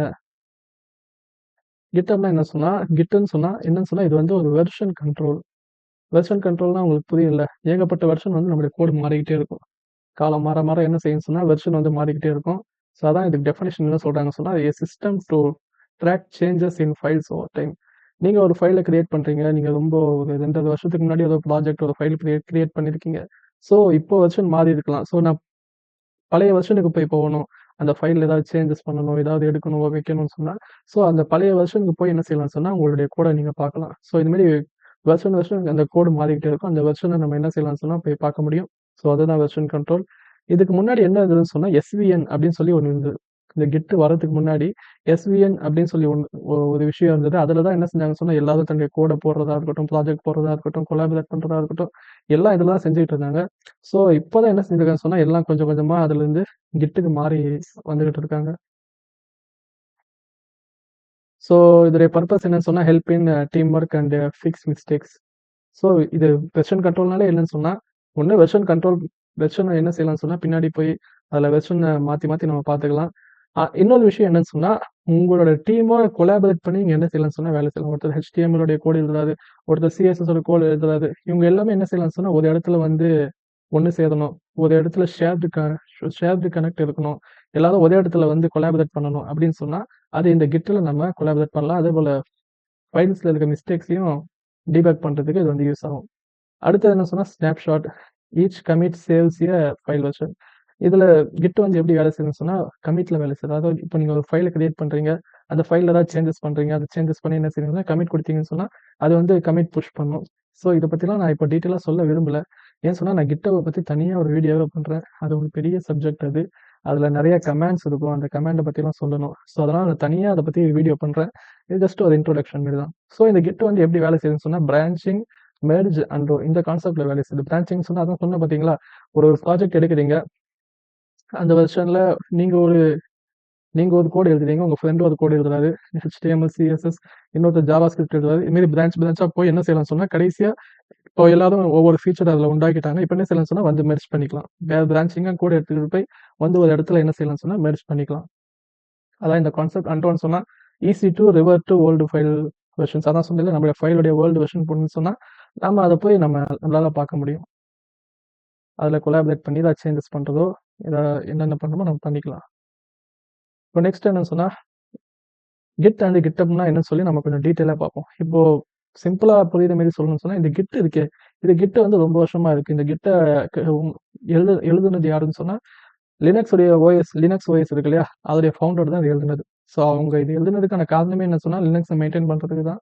ஸோ இவங்களுக்கு அந்த எழுதுன கோடெல்லாம் இந்த SVNல மெயின்டெயின் பண்ணது ரொம்ப கஷ்டமானது, தலைவலியா இருந்தது.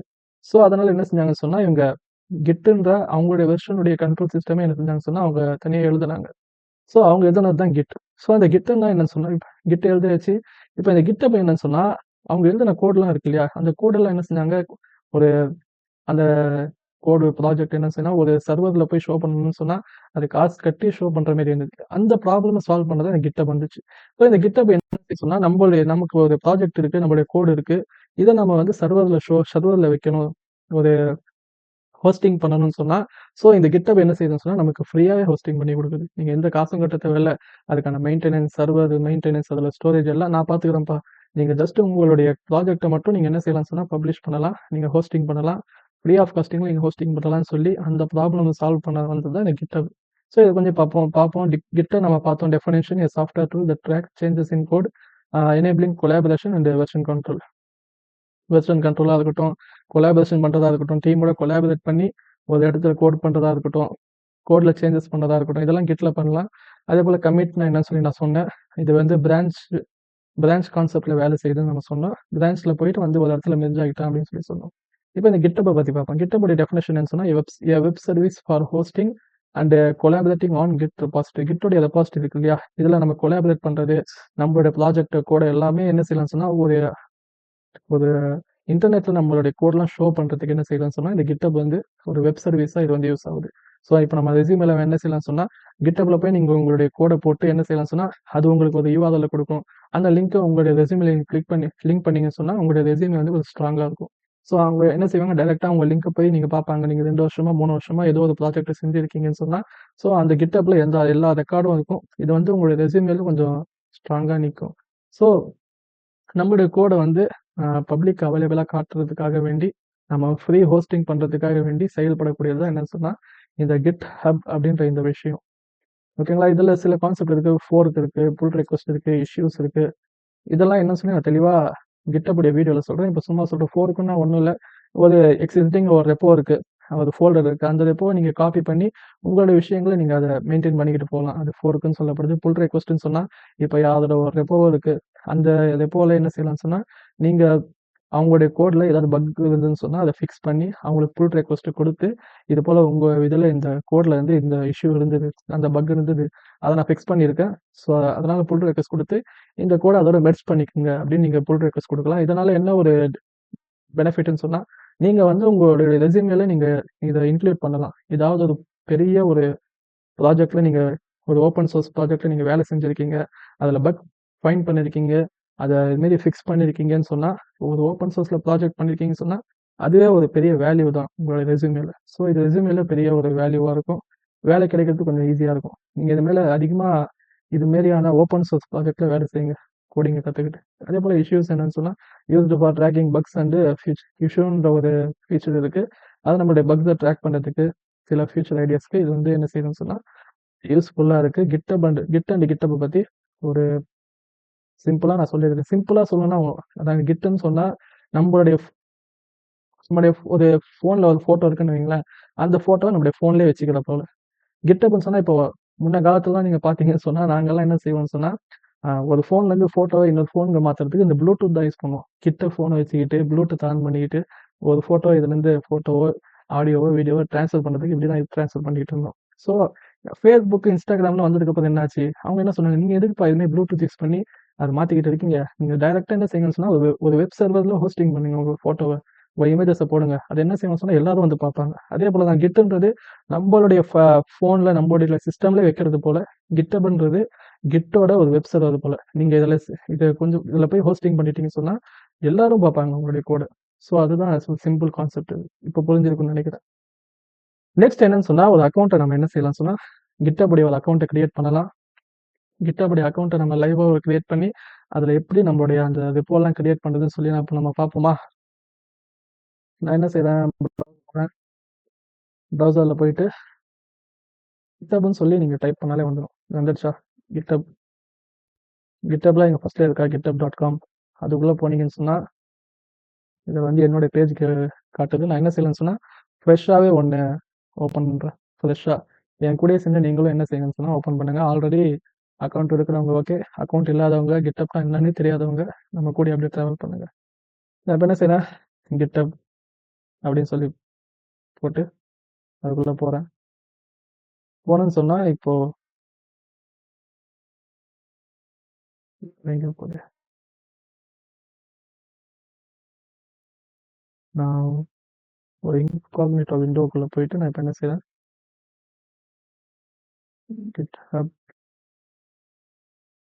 github.com அப்படின்னு சொல்லி புதுசாக போகிறேன் இப்போ. ஓகேங்களா, புதுசாக போனீங்கன்னா இதுமாரி உங்களுக்கு காட்டும். இதுமாரி காட்டுதா, இங்கே வந்து சைன் அப் இருக்கா, சைன் அப் கொடுங்க. சைன் அப் கொண்டு போயிட்டீங்கன்னா இப்படி இன்டர்ஃபேஸ் இப்படி வரும். இதுக்குள்ளே போய் நான் என்ன செய்கிறேன், என்னுடைய ஒரு பர்சனல் இமெயில் போட்டு ஒரு அக்கௌண்ட் மாதிரி கிரியேட் பண்ண பார்க்குறேன்.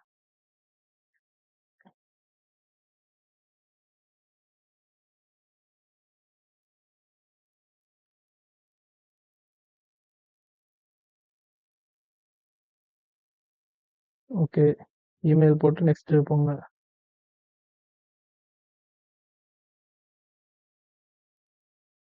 நெக்ஸ்ட்டு போனீங்கன்னு சொன்னால் ஒரு பாஸ்வேர்டு வந்து கிரியேட் பண்ண சொன்னோம். நான் என்ன செய்கிறேன், ஒரு பாஸ்வேர்டு வந்து கிரியேட் பண்ணுறேன். கொஞ்சம் ஸ்ட்ராங்காக இருக்குது.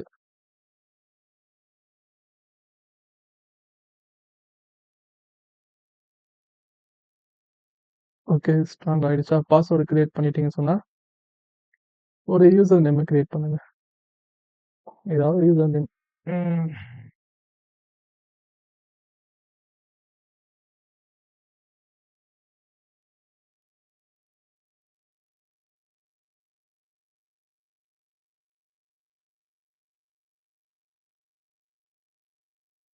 இது அவைலபிள்னு காட்டுது. ஓகேங்களா, இதை கிரியேட் பண்ணிவிட்டு இது இந்த இமெயிலெலாம் வரணுமா அப்படின்னு கேட்குறாங்க. உங்களுக்கு இமெயில் பார்த்தீங்கன்னா இமெயிலெலாம் வரணும்னா கிளிக் கொடுங்க. நமக்கு இமெயிலெலாம் தேவையில்லைங்க அவ்வளோ. அதனால் கண்டினியூ கொடுத்து அப்படியே ஸ்ட்ரெயிட்டாக போனீங்கன்னு சொன்னால் சும்மா ஒரு பசில் மாரி கொடுத்து சால்வ் பண்ண சொல்லுவோம். ஸோ இந்த சேருக்கு சேர் ஸ்ட்ரெயிட்டாக இருக்கா, அதே போல் இந்த கைக்கு ஏற்ற மாதிரி இந்த சேர் வரணும்னு சொல்கிறாங்க. இப்போ ஸ்ட்ரெயிட்டாக இருக்கா, இது சப்மிட்டுன்னு கொடுங்க. சப்மிட்டுன்னு கொடுத்த அப்புறம் ஓகே, இப்போ என்ன செய்யணும்னா உங்கள் மெயிலுக்கு வந்து ஒரு கோடு வரும். இப்போ இதுக்குள்ளெல்லாம் நான் போகலைங்க, நான் ஆல்ரெடி எனக்கு அக்கௌண்ட் இருக்குது. ஸோ அதனால் அதுக்குள்ளெல்லாம் போகல நான்.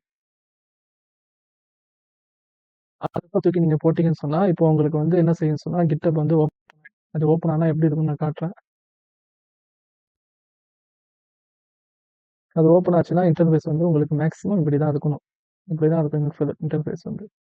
ஓகேங்களா, இப்போ என்ன ஆயிடுச்சு, நமக்கு வந்து அக்கௌண்ட் கிரியேட் ஆயிடுச்சு. எனக்கு அக்கௌண்ட் நான் கிரியேட் பண்ணதுனால இங்கே இருக்கு பாருங்க, ஆல்ரெடி அக்கௌண்ட் தாவத் குரோனிக்கல்ஸ் 97 இருக்கா, இது எனக்கு ஆல்ரெடி இருந்த அக்கௌண்ட். இது போல் உங்களுக்கு அக்கௌண்ட் வந்து கிரியேட் ஆகி இருக்கும். இப்போ நம்ம அக்கௌண்ட் கிரியேட் பண்ணியாச்சு, ரொம்ப ஈஸி தான் ப்ராசஸ் இது. நெக்ஸ்ட் என்ன சொன்னால் கிரியேட்டிங் ரெப்போ. இப்போ நம்ம அக்கௌண்ட்டை ரெடி பண்ணிட்டோம். இப்போ வந்து என்ன செய்யணும்னு சொன்னால் ஒரு ரெப்போ கிரியேட் பண்ணணும். ரெப்போனா ஒன்றும் இல்லை, ரெப்போன்னு சொன்னால் ரெப்பாசிட்டரின்னு சொல்லுவாங்க. ஒன்றும் இல்லை, ஜஸ்ட் ஒரு ஃபோல்டர் கிரியேட் பண்ணுற போல தான். எப்படி உங்களுடைய சிஸ்டமில் ஒரு ஃபோல்டர் கிரியேட் பண்ணி அதில் ஃபைல்லாம் போடுவீங்களோ அது போல் நீங்கள் ஏதோ ஒரு ப்ராஜெக்ட் பண்ணுறீங்கன்னு சொன்னால் அதுக்கேற்ற மாரி அதோடைய பேர் போட்டு ஏதோ ஒரு ரெப்போ கிரியேட் பண்ணி அதில் என்ன செய்யலாம்னு சொன்னால் உங்களுடைய ஃபைல்ஸ்லாம் போடலாம். உங்களுடைய கோடெல்லாம் அதில் என்ன செய்யலாம்னு சொன்னால் ஃபைலாக நீங்கள் போட்டு வரலாம். அதுக்கு தான் ரெப்போன்னு சொல்லி சொல்லுவாங்க. ரெப்போன்னா இன்னும் நிறைய விஷயம் இருக்குது. சிம்பிளாக சொல்கிறதுக்கு ஜஸ்ட் ஃபோல்டர் அப்படின்னு சொன்னால் நான் சொல்லியிருக்கேன். ஸோ அந்த ரெப்போ எப்படி கிரியேட் பண்ணுறதுன்னு சொல்லி பார்ப்போமா? ஒன்றும் இல்லை, இங்கே நியூன்னு இருக்கா, இந்த புதுசாக ஒரு ரெப்போசிட்டரி கிரியேட் பண்ணால் நியூ கொடுத்தீங்கன்னு சொன்னால் இங்கே வரும். ஸோ இங்கே வந்து ஒரு புதுசாக நேம் கொடுத்துக்கலாம். அந்த ரெப்போசிட்டரிக்கு நேம் கொடுக்கலாம். நம்ம HTML ஃபைல் கிரியேட் பண்ணோம் இல்லையா, அதனால் HTML அப்படின்னு கொடுத்துட்டு இப்போ அது இருக்குன்னு சொல்லி காட்டுது, அவைலபிள் இருக்குன்னு காட்டுது. இப்போ இந்த டெஸ்கிரிப்ஷன் வந்து ஆப்ஷனல் தான், ஆப்ஷனல் நீங்கள் கொடுக்கலாம். ஸோ நான் என்ன கொடுக்குறேன்னு சொன்னால் this is my first HTML project அப்படின்னு சொல்லி சும்மா டிஸ்கிரிப்ஷன் அதை பற்றி கொடுக்கலாம். ரெண்டாவது இது பப்ளிக்காக இருக்கணுமா ப்ரைவேட்டாக இருக்கணும்னு சொல்லி காட்டுது. பப்ளிக்னு சொன்னால் உங்களுடைய கோடை யார் வேணால் வந்து பார்க்கலாம், அந்த கோடை நீங்கள் அவங்க எடுத்து படிக்கலாம். அப்படி இருந்தால் தான் என்ன செய்ய முடியும்னு சொன்னால் மற்றவங்க வந்து உங்களுடைய கோடை பார்த்து உங்களுக்கு வேலை கொடுக்கணும்னாலும் சரி, அதெல்லாம் இதில் தான் நடக்கும். ப்ரைவேட்டுன்னு கொடுத்தீங்கன்னா நீங்கள் மட்டும்தான் பார்க்க முடியும். ஸோ அடுத்தது ஆட் ஏ ரீட்மி ஃபைல் இருக்குது. ஆட் ஏ ரீட்மி ஃபைல்னால் அதான் இப்போ நீங்கள் ஒரு ரெப்போர்ட் கிரியேட் பண்ணி அதில் உங்களுக்கு கோடெலாம் போடுறீங்க, இது எது சம்மந்தமான கோடு, இது என்ன ப்ராஜெக்ட் அப்படின்னு சொல்லி ஒரு டீட்டெயில் டிஸ்கிரிப்ஷன் கொடுக்கணும்னு சொன்னால் இந்த ரீட்மியை கிளிக் பண்ணி அதில் உள்ளே போய் நீங்கள் அந்த டிஸ்கிரிப்ஷனை கொடுக்கலாம். ஸோ இது கிட்டிக்னோவில் நான் இப்போ நான் டீட்டெயிலாக என்ன செய்யணும் சொன்னால் GitHub அந்த வீடியோவில் சொல்கிறேன். அடுத்தது லைசன்ஸ் இருக்குது. லைசன்ஸ்னு சொன்னால் இதையும் இப்போ இக்னோர் பண்ணுங்க, நான் பின்னாடி பார்க்க. லைசன்ஸ்னால் தான் ஒருத்தவங்க வந்து என்ன செய்யலாம் சொன்னால் அது ஒவ்வொன்றுத்துக்கு ஏற்ற ஒவ்வொரு லைசன்ஸ் இருக்குது. சில லைசன்ஸ் இருக்குது. அப்படிப்பட்ட லைசன்ஸில் என்ன செய்யலாம்னு சொன்னால் அவங்களுடைய கோடை நீங்கள் எடுத்து என்ன செய்யலாம்னு சொன்னால் ஃப்ரீக்காக என்ன செய்யலாம்னு சொன்னால் நீங்கள் அந்த கோடை யூஸ் பண்ணலாம். மற்றபடி கமர்ஷியலாக பணம் சம்பாதிக்க யூஸ் பண்ணக்கூடாது அப்படின்ற ஒரு லைசன்ஸ் இருக்குது. சில லைசன்ஸ் இருக்குது, நீங்கள் எடுத்து என்ன செய்யுங்க, என்ன வேணால் பண்ணுங்கள், பணம் சம்பாதிக்க என்ன வேணால் பண்ணிக்கங்க அப்படின்னு சொல்கிறக்கூடிய சில லைசன்ஸ் இருக்குது, அதை பற்றிலாம் பின்னாடி பார்ப்போம். இப்போ இது அவ்வளோதான், சிம்பிளாக முடிஞ்சதா? இப்போ கிரியேட் ரெபாசிட்டரி கொடுத்தீங்கன்னு சொன்னால் உங்களுக்கு அது எப்போ வந்து கிரியேட் ஆகிடும் பார்த்தீங்களா? HTML அப்படின்ற ஒரு எப்போ கிரியேட் ஆகிடுச்சு, இது பப்ளிக்காக இருக்குன்னு சொல்லி காட்டுது. இப்போ இதில் நம்மளுடைய ஃபைல்ஸை வந்து போடணும்னு சொன்னால் இங்கே பார்த்தீங்களா கீழே வந்தீங்கன்னா கிரியேட் நியூ ஃபைல் இருக்குது, அது நம்மக்கிட்ட ஆல்ரெடி ஃபைல் இருக்குன்னு சொன்னால் அந்த ஃபைல் அப்லோட் பண்ணலாம் அப்படின்னு சொல்லி காட்டுது. ஸோ இதை நான் கிளிக் பண்ணேன்னு சொன்னால் இதை வந்து ஸ்ட்ரைட்டாக ட்ராக் பண்ணி கூட வச்சுக்கலாம். நமக்கு தான் டெஸ்க்டாப்லேயே ஃபைல் கிடக்குதுல்ல, அது என்ன செய்யலாம்னு சொன்னால்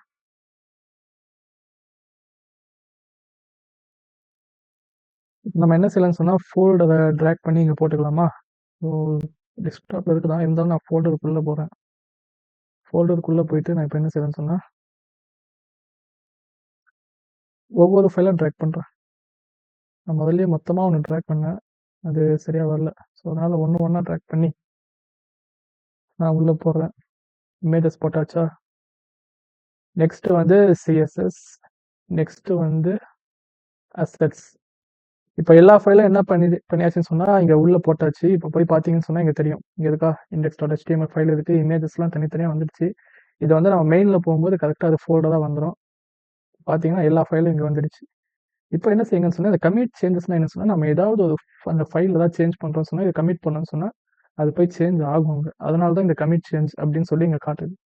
ஸோ நம்ம கமிட் சேஞ்ச் கொடுத்தோம்னு சொன்னால் இப்போ நமக்கு ஃபைல் வந்து இங்கே ரெடி ஆகி வந்துச்சு பாருங்க, அழகாக வந்துச்சு. அசெட்ஸு, சிஎஸ்எஸ்ஸு, இமேஜஸ்ஸு, index.html இந்த ஃபைல்லாம் இங்கே வந்துருச்சா? ஸோ இப்படி தான் நம்ம ஃபைலை வந்து கிட்டப்குள்ளே போடணும். உள்ளே போய் பார்த்தீங்கன்னா தெரியும், index.html போகிறேன், போனீங்கன்னா எங்கள் ஃபைல் இருக்கா, நம்மளோட எல்லா கோடும் இங்கே இருக்குது. உங்களுடைய கோடு எல்லாமே இங்கே இருக்குது. இங்கே நீங்கள் நான் முதல்ல சொன்னேன்னு நினைக்கிறேன், இங்கே காப்பி பண்ணிக்கலாம், டவுன்லோட் பண்ணிக்கலாம், இது எல்லாமே இங்கேன்னு செய்யலாம்னு சொன்னால் நீங்கள் பண்ணிக்கலாம். ஸோ நாம் இப்போது என்ன பார்த்துக்கிட்டு இருந்தோம், ரெப்போ வந்து எப்படி கிரியேட் பண்ணணும்னு சொல்லி இப்போ பார்த்துச்சு. ரெப்போ எப்படி கிரியேட் பண்ண இப்போ தெரிஞ்சிச்சா? இப்போ நெக்ஸ்ட் என்னன்னு சொன்னால் creating a code space. Code ஸ்பேஸ்னால் என்னன்னு சொன்னால் இப்போ நான் உங்களுக்கு தெளிவாக சொல்கிறேன். கோட் ஸ்பேஸ்னால் என்னன்னு சொன்னால், கோட் ஸ்பேஸ் எங்கே இருக்குது அப்படின்னா, இங்கே பார்த்தீங்களா கோடு இருக்கா, கோடுன்னு எழுதியிருக்கா, இதுக்குள்ளே போனீங்கன்னு சொன்னால் இங்கே லோக்கலு கோட் ஸ்பேஸ்ன்னு இருக்கும். இப்போ நம்ம லோக்கலில் இருக்கோம். இப்போ என்ன செய்யுங்கன்னு சொன்னால் கோட் ஸ்பேஸை கிளிக் பண்ணுங்கள். கோட் ஸ்பேஸை கிளிக் பண்ணிங்கன்னு சொன்னால் இப்போ என்ன ஆயிடுச்சுன்னு சொன்னால் கிரியேட்ஸ் கோட் ஸ்பேஸ் மெயின் இருக்கா, இதுக்குள்ளே போனீங்கன்னு சொன்னால் நமக்கு இப்போ என்ன செட் ஆகும் சொன்னால் நம்மளுடைய VS கோடு இருக்கு இல்லையா, அது என்ன செய்யுன்னு சொன்னால் இப்போ வெப் சர்வருக்குள்ளே ஓப்பன் ஆகும். ஸோ இது வந்து நமக்கு ரொம்ப யூஸ்ஃபுல்லாக இருக்கும். இப்போ நம்ம வீட்டில் தான் இருக்கோம், சரி நம்ம செய்யலாம். நம்ம வெளியே ஃப்ரெண்ட்ஸ் கூட போகிறோம், இல்லை வேறு எங்கேயாவது போகிறோம், அங்கே நமக்கு டைம் இருக்குது, நம்மளுடைய கோடில் ஏதாவது நம்ம வேலை பார்க்கணும் அப்படின்னு சொன்னால் நீங்கள் டைரெக்டாக கிட்டப்குள்ளே போனீங்கன்னு சொன்னால் டைரெக்டாக கோட் ஸ்பேஸ்க்குள்ளே போயிட்டு என்ன செய்யலாம் சொன்னால் இது போல் நீங்கள் வேலை செய்யலாம். ஒரு 10 செகண்ட் 15 செகண்ட் டைம் எடுக்கும். டைம் எடுத்து தான் என்ன செய்யணும் சொன்னால் இது வரும். ஸோ இப்போ பார்த்தீங்கன்னு சொன்னால் நமக்கு இங்கே VS கோட் வந்து ஓப்பன் ஆயிடுச்சு. ஓப்பன் ஆகிறது மட்டும் இல்லாமல் நம்மளுடைய ஃபைலும் இங்கே ஓப்பன் ஆயிடுச்சு. சைடில் பார்த்தீங்களா அந்த index.html இமேஜஸ் எல்லாம் இங்கே வந்துடுச்சு. இப்போ நான் இதை கிளிக் பண்ணுறேன். கிளிக் பண்ணால் நம்மளுடைய எல்லா கோடும் இங்கே வந்துடுச்சு. அழகாக வந்துடுச்சு இல்லை, நம்மளுடைய எல்லா கோடும் இங்கே வந்துடுச்சு. ஸோ டைரெக்டாக நம்ம வெப் சர்வருக்குள்ளேயே போயிட்டு என்ன செய்யலாம் சொன்னால் நம்ம VS கோடை யூஸ் பண்ணி நம்மளுடைய கோடை வந்து இங்கேயே நம்ம அப்டேட் பண்ணலாம், கோடு எழுதலாம், ஏதாவது ஃபைலை நீங்கள் அந்த கோடில் ஏதாவது தப்பு இருந்தால் சேஞ்ச் பண்ணலாம், எல்லாம் இங்கேயே பண்ணலாம். இங்கே பண்ணி இதில் நீங்கள் என்ன செய்யலாம்னு சொன்னால் ஓப்பன் வித் லைவ் சர்வர் இங்கே இல்லை, ஏன்னு சொன்னால் இங்கே புதுசாக வந்திருக்கும்ல அந்த எக்ஸ்டென்ஷனை நம்ம இங்கே டவுன்லோட் பண்ணணும். ஸோ இங்கே போயிட்டு நான் என்ன செய்கிறேன், லைவ் சர்வர் அப்படின்னு சொல்லி கொடுத்துட்டு இதை இன்ஸ்டால் பண்ணேன்னு சொன்னால் எனக்கு அது வந்து லைவ் சர்வர் காட்டிடும். இன்ஸ்டால் ஆகுது. ஓகே, இன்ஸ்டால் ஆயிடுச்சு. இப்போ நான் என்ன செய்யறேன்னு சொன்னால் ரைட் கிளிக் பண்ணி போனோம்னா இங்கே ஓப்பன் வித் லைவ் சர்வர் எனக்கு காட்டுது. இதை கொடுத்தேன்னு சொன்னால் எனக்கு என்ன செய்யணும் சொன்னால் வெப் சர்வர் இருக்க அந்த VS கூட என்ன செய்யணும் சொன்னால் எனக்கு ஒரு சர்வரில் என்ன செய்யணும் சொன்னால் என்னுடைய ப்ராஜெக்ட் வந்து காட்டும். இங்கே பார்த்தீங்களா, இங்கே டைரெக்டாக நம்மளுடைய ப்ராஜெக்ட் ஓப்பன் பண்ண உடனே எங்கே வந்து நிற்கிது பாருங்க, இந்த யூசர் நேமில் வந்து நிற்கிதா. ஏன்னு சொன்னால் நம்ம இதில் வந்து ஆட்டோ ஃபோக்கஸ் அப்படின்ற ஒரு ஆட்ரிபியூட் கொடுத்தோமா, ஞாபகம் இருக்கா? ஸோ ஆட்டோ ஃபோக்கஸ் கொடுக்கும்போது டைரெக்டாக பேஜ் ஓப்பன் ஆகணும், கரெக்டாக ஃபோக்கஸ் பண்ணி இங்கே தான் வரும். ஆனால் நம்மளோட வெப்சைட் வந்து இங்கே மேலே தான் இருக்குது, மேலே இருந்து ஆரம்பிக்குது. ஆனால் ஆட்டோ ஃபோக்கஸ் கொடுத்ததுனால தான் என்ன செய்யுதுன்னா இங்கே வந்து ஃபோக்கஸ் பண்ணுது. ஸோ நம்மளுடைய ஒரு அழகான ஒரு வெப்சைட், நம்ம முதல் உருவாக்கின ஒரு HTML பேஜ் வந்து இப்போ நம்ம கண்ணு முன்னாடி இருக்கு. இது இப்போ நம்ம எங்க பார்த்துட்டு இருக்கோம்னு சொன்னா, நம்ம வந்து டைரக்ட்டா இந்த வெப் சர்வருக்குள்ள GitHubக்குள்ள போய் கோட் ஸ்பேஸ்ல என்ன செய்றோம்னு சொன்னா, இப்போ கோட் பண்ணிட்டு இருக்கோம். வெப் சர்வர்ல கோட் பண்ணிட்டு இருக்கோம். ஸோ இது ஒரு நல்ல ஒரு விஷயம். இது நம்ம எங்க போனாலும் திடீர்னு எடுத்து வேலை செய்யணும்னா நம்ம செஞ்சுக்கலாம். ஸோ அப்படிப்பட்ட விஷயம் தான் இந்த கோட் ஸ்பேஸ். ஏதாவது நம்ம சின்னதா சேஞ்ச் பண்ணலாமா? இல்ல ஏதாவது சின்னதா கோட் இங்க நம்ம பாருங்க விஜயின் ஹெட்டிங்க தூக்கணும்ல, அந்த ஹெட்டிங்க நம்ம போடாமலே விட்டோம். அந்த H1 போடலாமா? H1 டேப் தட்டினா வந்துடுச்சு. இப்போ நான் என்ன செய்றேன்? இதை தூக்கி இந்த H1 குள்ள போடுறேன். ஸோ இது மாதிரி நீங்கள் உள்ளே போய் நீங்கள் கோட் பண்ணிக்கலாம். ஸோ கோட் பண்ணுறது மட்டும் இல்லாமல் இப்போ நம்ம போய் இங்கே பார்த்தோம்னு சொன்னால் இங்கே ஒன்றுன்னு காட்டுதா, இந்த இடத்துல ஒன் காட்டுதா அப்படின்னா என்ன சொன்னால் ஏதோ ஒரு சேஞ்ச் நம்ம பண்ணியிருக்கோம் அப்படின்னு சொல்லி இது காட்டுது. ஸோ இங்கே போய் காட்டினோடனே நம்ம index.html ஒரு சேஞ்ச் பண்ணியிருக்கோம்னு சொல்லி ஒன் காட்டுதா. ஸோ அந்த ஒரு மெசேஜ் மாதிரி நம்ம கொடுக்கலாம். நான் என்ன அதில் சேஞ்ச் பண்ணேன்னு சொன்னால் ஐ ஐ ஐ சேஞ்ச் த H1 நான் இதை சேஞ்ச் பண்ணியிருக்கேன்னு சொல்லி ஒரு சின்ன மெசேஜ் மாதிரி ஒரு 2-3 பேர் சேர்ந்து கொலாபரேட் பண்ணி ஒரு கோட் பண்ணும்போது யார் என்ன சேஞ்ச் பண்ணியிருக்கா அப்படின்ற ஒரு டீட்டெயில் கொடுக்குற போல இருக்கும். இதை கமிட் கொடுத்தோம்னு சொன்னால் இப்போ என்ன ஆகிடும் சொன்னால் நமக்கு அதில் போய் அது சிங்க் ஆகிடும். சிங்க் ஆன உடனே இப்போ நம்ம வெளியே வந்தோம்னா அது நமக்கு தெரியும்.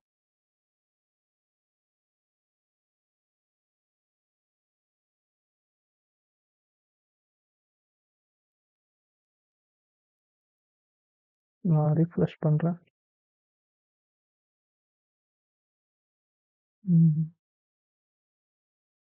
ஓகேங்களா? இது போல தான் இந்த கோட் ஸ்பேஸ் வந்து நீங்கள் யூஸ் பண்ணலாம். இது ஒரு நல்ல விஷயம்தான். நெக்ஸ்ட் என்ன பார்க்கலாம்? கோட் ஸ்பேஸ் வந்து இப்போ எப்படி யூஸ் பண்ணணும்னு சொல்லி உங்களுக்கு தெரிஞ்சிருச்சு இல்லையா? இப்போ நெக்ஸ்ட் என்ன பார்க்கலாம்? கிட்டப்ல நம்ம ஒரு பேஜ் உருவாக்கலாம். நான் முதல்ல என்ன சொன்னேன், இப்போ நம்மளுடைய கிட்டப் லிங்க் கொடுத்தா நம்ம கிட்டப்குள்ளே போயிடலாம். ஸோ டைரெக்டாக நம்மளுடைய ப்ராஜெக்டோட லிங்கே கொடுக்கணும். ஒரு ரெஸ்யூமேல நம்ம டைரெக்டாக ஒரு ப்ராஜெக்டோட லிங்கே நம்ம அப்ளை பண்ணணும். அவங்க அந்த லிங்க் கிளிக் பண்ணோடனே டைரெக்டாக அது கோடெல்லாம் காட்டாமல் டைரெக்டாக ப்ராஜெக்ட்டுக்கே போகணும்னு சொன்னால் அப்படி ஒரு பேஜ் நம்ம அந்த கிட்டப்புடைய பேஜை நம்ம எப்படி கிரியேட் பண்ணுறது, எப்படி அந்த லிங்க்லாம் கிரியேட் பண்ணுறதுன்னு சொல்லி பார்க்கலாமா? பண்ணிவிட்டு நம்மளுடைய ப்ராஜெக்டை வந்து பப்ளிஷ் பண்ணுவோம். ஸோ இது எப்படி பண்ணலாம் அப்படின்னு சொன்னால் நான் அதில் போயிட்டு இப்போ என்ன செய்யறேன்னு சொன்னால் இப்போ நம்மளுடைய ப்ராஜெக்ட் இதான் இல்லையா? ஸோ இந்த ப்ராஜெக்டை நான் GitHub பேஜுக்கு இங்கே செட்டிங்ஸ் இருக்கா, அந்த செட்டிங்ஸை கிளிக் பண்ணுங்க. செட்டிங்ஸை கிளிக் பண்ணி இந்த லெஃப்ட் சைடில் வந்தீங்கன்னு சொன்னால் கீழே வந்து பேஜஸ் அப்படின்னு இருக்கா, இதை கிளிக் பண்ணுங்க. இதை கிளிக் பண்ணீங்கன்னு சொன்னால் இங்கே காட்டுது. இங்கே GitHub pages design to host your personal organisation project pages from GitHub repository. நீங்கள் உங்களுடைய பர்சனல் ப்ராஜெக்ட் என்ன செய்யலாம்னு சொன்னால் நீங்கள் ஹோஸ்ட் பண்ணலாம், ஃப்ரீயாகவே ஹோஸ்ட் பண்ணலாம். ஸோ நிறைய பேர் ஹோஸ்ட் பண்ணணும், அதுக்கெல்லாம் காசு வேணும், சர்வருக்கு காசு வேணும்னு சொல்லுவாங்க. ஒன்றுமே இல்லைங்க, உங்களுடைய அழகான ப்ராஜெக்ட்டில் நீங்கள் என்ன செய்யுங்கன்னு சொன்னால் எப்பவுமே ஃப்ரீயாகவே ஹோஸ்ட் பண்ணலாம். GitHubல நீங்கள் ஹோஸ்ட் பண்ணி அந்த லிங்க்கையே நீங்கள் டைரெக்டாக உங்கள் ரெஸ்யூமேல கொடுக்கலாம். ஸோ என்னென்னலாம் ப்ராஜெக்ட் நீங்கள் செய்கிறீங்க, என்னென்னலாம் வெப்சைட் கிரியேட் பண்ணுறீங்க, ஸோ அதுக்கான எல்லாத்தையும் ஹோஸ்ட் பண்ணி இதுமாதிரி நீங்கள் லிங்க்காக அது கிரியேட் பண்ணி இங்கே வச்சுக்கோங்க. அது வந்து உங்களுக்கு ரொம்ப யூஸ்ஃபுல்லாக இருக்கும். ஸோ இங்கே பார்த்தீங்கன்னா இங்கே வந்து டெப்ளாய் ஃப்ரம் சிலதுக்கு வந்து இது காசு கேட்கும். நம்ம காசு இல்லாமல் ஸ்டாட்டிக்கான வெப்சைட்லாம் எப்படி ஹோஸ்ட் பண்ணுறதுன்னு சொல்லி பார்ப்போம். இதை கிளிக் பண்ணி இங்கே GitHub ஆக்ஷன்ஸ் இருக்கா, இதை கொடுங்க. இதை கொடுத்த உடனே என்ன செய்யணும்னு சொன்னால் இங்கே இன்னொரு விஷயம் உருவாகும். இங்கே வந்து ஸ்டாட்டிக் HTML இருக்கா, இதில் கான்ஃபிகர் இருக்கா, இதை கொடுத்தீங்கன்னு சொன்னால் கொடுத்துட்டு இங்கே கமிட் சேஞ்சஸ் இருக்கா, இதெல்லாம் டைரெக்டாக இதெல்லாம் ஒன்றும் பார்க்காதீங்க. டைரெக்டாக இங்கே கமிட் சேஞ்சஸ் இருக்கா, அந்த கமிட் சேஞ்சஸை கொடுத்துட்டு இங்கே கீழே ஒரு கமிட் சேஞ்சஸ் கொடுக்கும். அதுக்கும் ஓகே கொடுத்தீங்கன்னு சொன்னால் இப்போ வந்து இது ஒரு ஆக்ஷன் நடக்கும். அந்த ஆக்ஷன் எங்கே நடக்கிறது எங்கே பார்க்கலாம்னு சொன்னால் இங்கே ஆக்ஷன்ஸ் இருக்கா, இதை கொடுத்தீங்கன்னு சொன்னால் உள்ளே நடக்கிற ஆக்ஷன் ஒன்று காட்டும். இங்கே வந்து உங்களுக்கு கிரீன் சிக்னல் வந்ததுக்கப்புறம் நீங்கள் போய் உங்களோட லிங்க்கை நீங்கள் பார்த்துக்கலாம். ஸோ இது வந்து ஒரு லோடிங் ஆகிட்டு இருக்கு. கிரீன் சிக்னல் எப்போ வருதுன்னு பார்ப்போம்.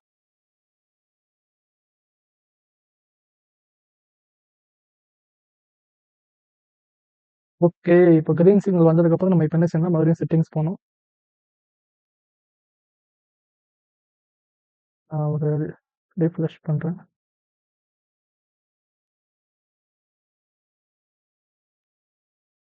பேஜஸ் போகணும். இங்கே நம்மளுடைய பேஜஸ் போனீங்கன்னா இங்கே பார்த்தீங்கன்னா நம்மளுடைய லிங்க் வந்து கிரியேட் ஆகி வந்துருச்சு. பார்த்தீங்களா, dawood-sharif97.github.io. அந்த HTML ஃபைல் கிரியேட் பண்ணுமா, அந்த பேர் போட்டு இங்கே வந்துருச்சு. ஓகே. இப்போ நமக்கு என்ன ஆயிடுச்சு, லிங்க் வந்து நமக்கு வந்துருச்சு. ஸோ இந்த லிங்க்குக்கு நீங்க காப்பி பண்ணி எங்க வேணா குடுக்கலாம்.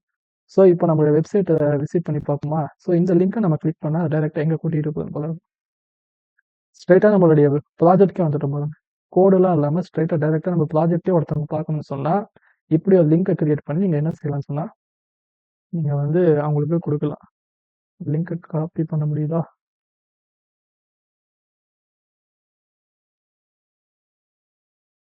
ஓகேங்களா?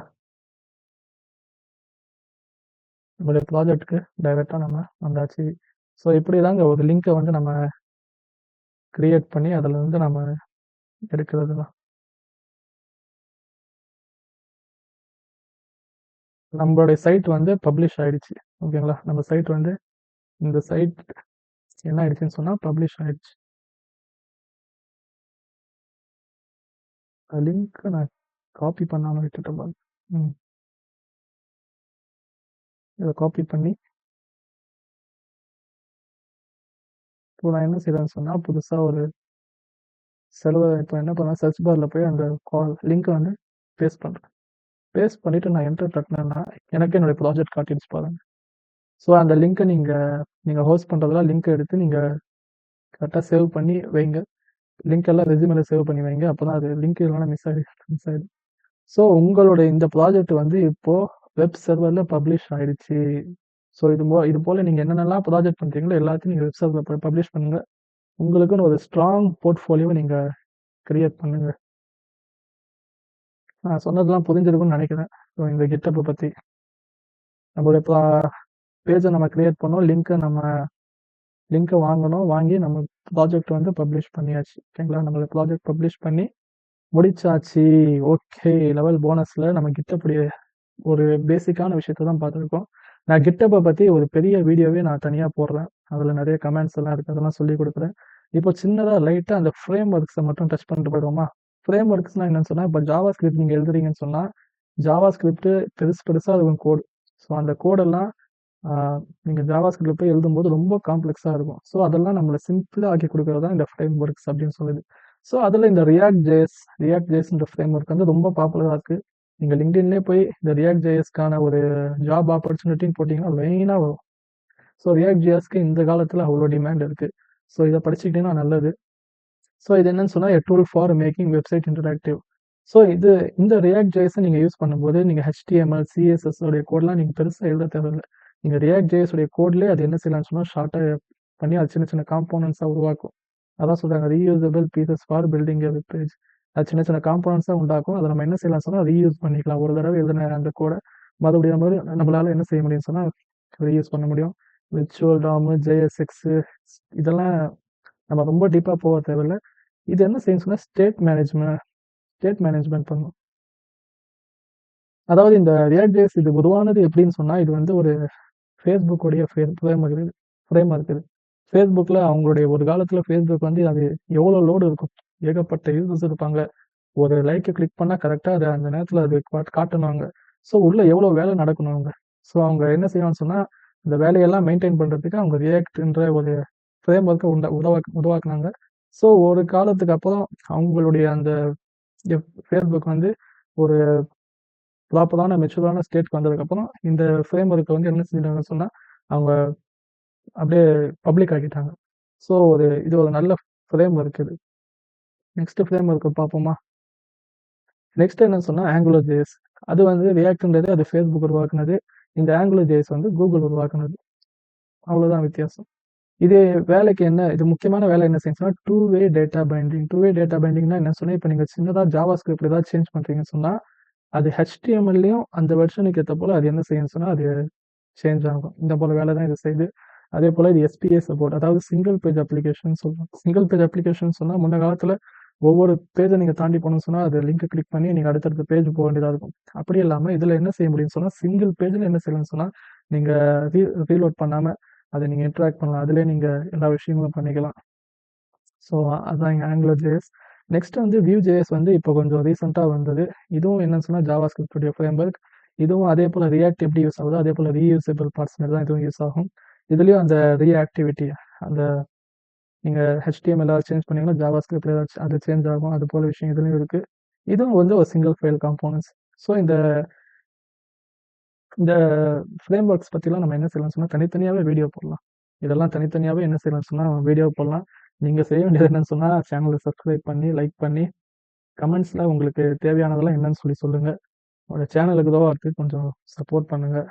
நம்ம அடுத்தடுத்து என்ன செய்யலாம்னு சொன்னால் புது புது கண்டென்ட் போடலாம். என்ன குறை இருக்குன்னு சொல்லுங்கள், அதுவும் நம்ம என்ன செய்யலாம்னு சொன்னால் சரி பண்ணலாம். ஓகே, இப்போ லெவல் போனஸில் ஒரு ரிவிஷன் பார்ப்போம். நம்ம என்னென்ன படித்தோம், வெர்ஷன் கண்ட்ரோல்லாம் என்னன்னு சொல்லி நான் சொன்னேன். அதே போல் கிட்டப் அண்ட் கிட்டப்னா என்னன்னு சொல்லி சொன்னேன். அதில் நம்ம புதுசாக ஒரு அக்கௌண்ட்டே கிரியேட் பண்ணோம்.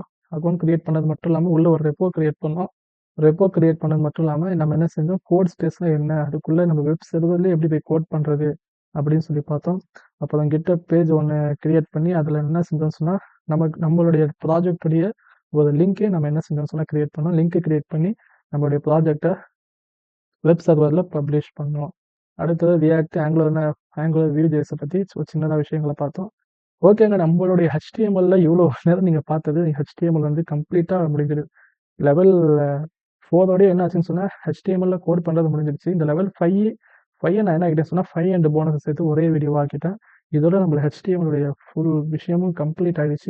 இந்த ஒரு வீடியோவை பார்த்தீங்கன்னா போதும், உங்கள் ஹெச்டிஎம்எல்ல நீங்கள் வந்து தரவாயிடுவீங்க. ஸோ லெவல் போனஸில் நீங்கள் ஒரு ப்ராஜெக்ட் செய்யுங்க. என்னன்னு சொன்னால் என்ன சொல்லியிருக்காங்க, கிட்டப்புடைய அக்கௌண்ட் வந்து ஓப்பன் பண்ண சொல்லியிருக்காங்க. நம்ம ஓப்பன் பண்ணோம். ஒரு ரெப்போ வந்து கிரியேட் பண்ணோம். அடுத்தது கோட் ஸ்பேஸில் போய் சின்னதாக ஒரு சேஞ்ச் பண்ணோம். நம்மளுடைய ப்ராஜெக்டை பப்ளிஷ் பண்ணோம். நான் பண்ணேன். இதை நீங்கள் ஒரு ப்ராஜெக்டாக பண்ணுங்க. ஓகேங்களா, இதுதான் அவங்க ப்ராஜெக்டாக கொடுத்துருக்காங்க. ஓகே, ஒரு மேஜர் ப்ராஜெக்ட். இது வரைக்கும் HTML ஃபுல்லாக நீங்கள் பார்த்துருந்தீங்கன்னு சொன்னால் எல்லா டேக்ஸ் எல்லா லெவல்ஸும் சேர்த்து ஒரு மேஜரான ஒரு ப்ராஜெக்ட் நீங்கள் செய்யணும். என்ன ப்ராஜெக்ட்னு சொன்னால் அந்த ப்ராஜெக்டை செய்யுங்க. நான் இது வரைக்கும் சொன்னதெல்லாம் நான் ஸ்க்ரீன்ஷாட் எடுத்து அனுப்பாமல் போங்கன்னு சொல்லியிருப்பேன். ஆனால் இந்த ப்ராஜெக்ட் நீங்கள் செய்யும்போது அதை நீங்கள் அந்த ப்ராஜெக்டை செஞ்சு என்னுடைய மெயிலுக்கு நீங்கள் அனுப்புனீங்கன்னு சொன்னால் நான் அதை பார்க்குறேன். அதில் என்ன செய்யுங்கன்னு சொன்னால் கிரியேட் யுவர் ரெஸ்யூம். உங்களோட ரெஸ்யூம் அல்லது அந்த போர்ட்ஃபோலியோன்ற பேஜ் ரெஸ்யூமை நீங்கள் உங்களுடைய ஓன் ரெஸ்யூமை என்ன செய்யணும்னு சொன்னால் இங்கே கிரியேட் பண்ணுங்கள். அந்த ப்ராஜெக்டில் கிரியேட் பண்ணுங்கள். கிரியேட் ஏ ரெப்போ இன் கிட்டப்பில் ரெப்போ கிரியேட் பண்ணி அதில் உங்களுடைய அந்த ப்ராஜெக்டை போடுங்க. Publish it on GitHub page. உங்களோட ரெஸ்யூமியோடைய ப்ராஜெக்டை நீங்கள் போட்டிங்களா, போட்டு அதில் என்ன செய்யுங்கன்னு சொன்னால் உங்களோட கிட்டப்புடைய அதை நீங்கள் பப்ளிஷ் பண்ணுங்கள். வெப்சைட்டில் பப்ளிஷ் பண்ணி அதை என்ன செய்யுங்கன்னு சொன்னால் உங்களுடைய ரெஸ்யூமேவை பப்ளிஷ் பண்ணி காட்டுங்க. அது மட்டும் இல்லாமல் add the link to your resume. அந்த லிங்கை எடுத்து என்ன செய்யுங்க, உங்களுடைய ரெஸ்யூமேல இங்கே லிங்க் பண்ணுங்கள். Add the link in the comment section.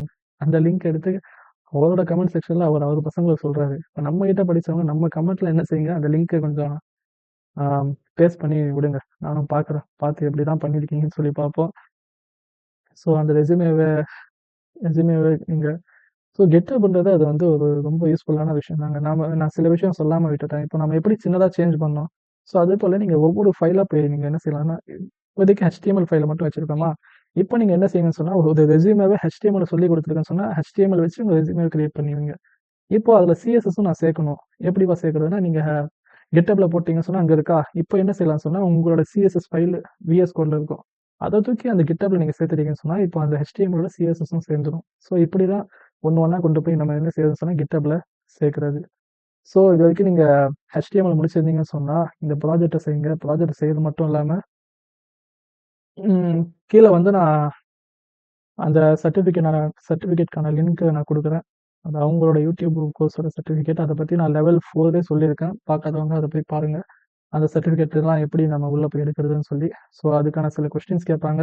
நீங்கள் இது வரைக்கும் HTML என் கூட சேர்ந்து அந்த நோட்ஸோடு சேர்ந்து படிச்சிருந்தீங்கன்னு சொன்னால் அதுக்கு எல்லாமே நீங்கள் தரவாக ஆன்சர் பண்ணலாம். ஆன்சர் பண்ணி உங்களுக்கு சர்டிஃபிகேட் கிடைச்சதுன்னு சொன்னால் கமெண்ட்டில் ஐ காட் சர்டிஃபிகேட் அப்படின்னு சொல்லி சொல்லுங்கள். அந்த சர்டிஃபிகேட்டு லிங்க் இருந்தால் கூட அனுப்பிச்சி விடுங்க, நான் பார்க்குறேன். ஸோ அடுத்த வீடியோவில் நான் பார்க்குறேன். அடுத்தது CSS தான் போடுவேன்னு நினைக்கிறேன். கிட்டப்பும் ஒரு ஐடியா இருக்குது. ஸோ எதுன்னு தெரில. நான் அடுத்த வீடியோ உங்களை பார்க்குறேன். அது வரைக்கும் good bye. Continue the learning, don't give up.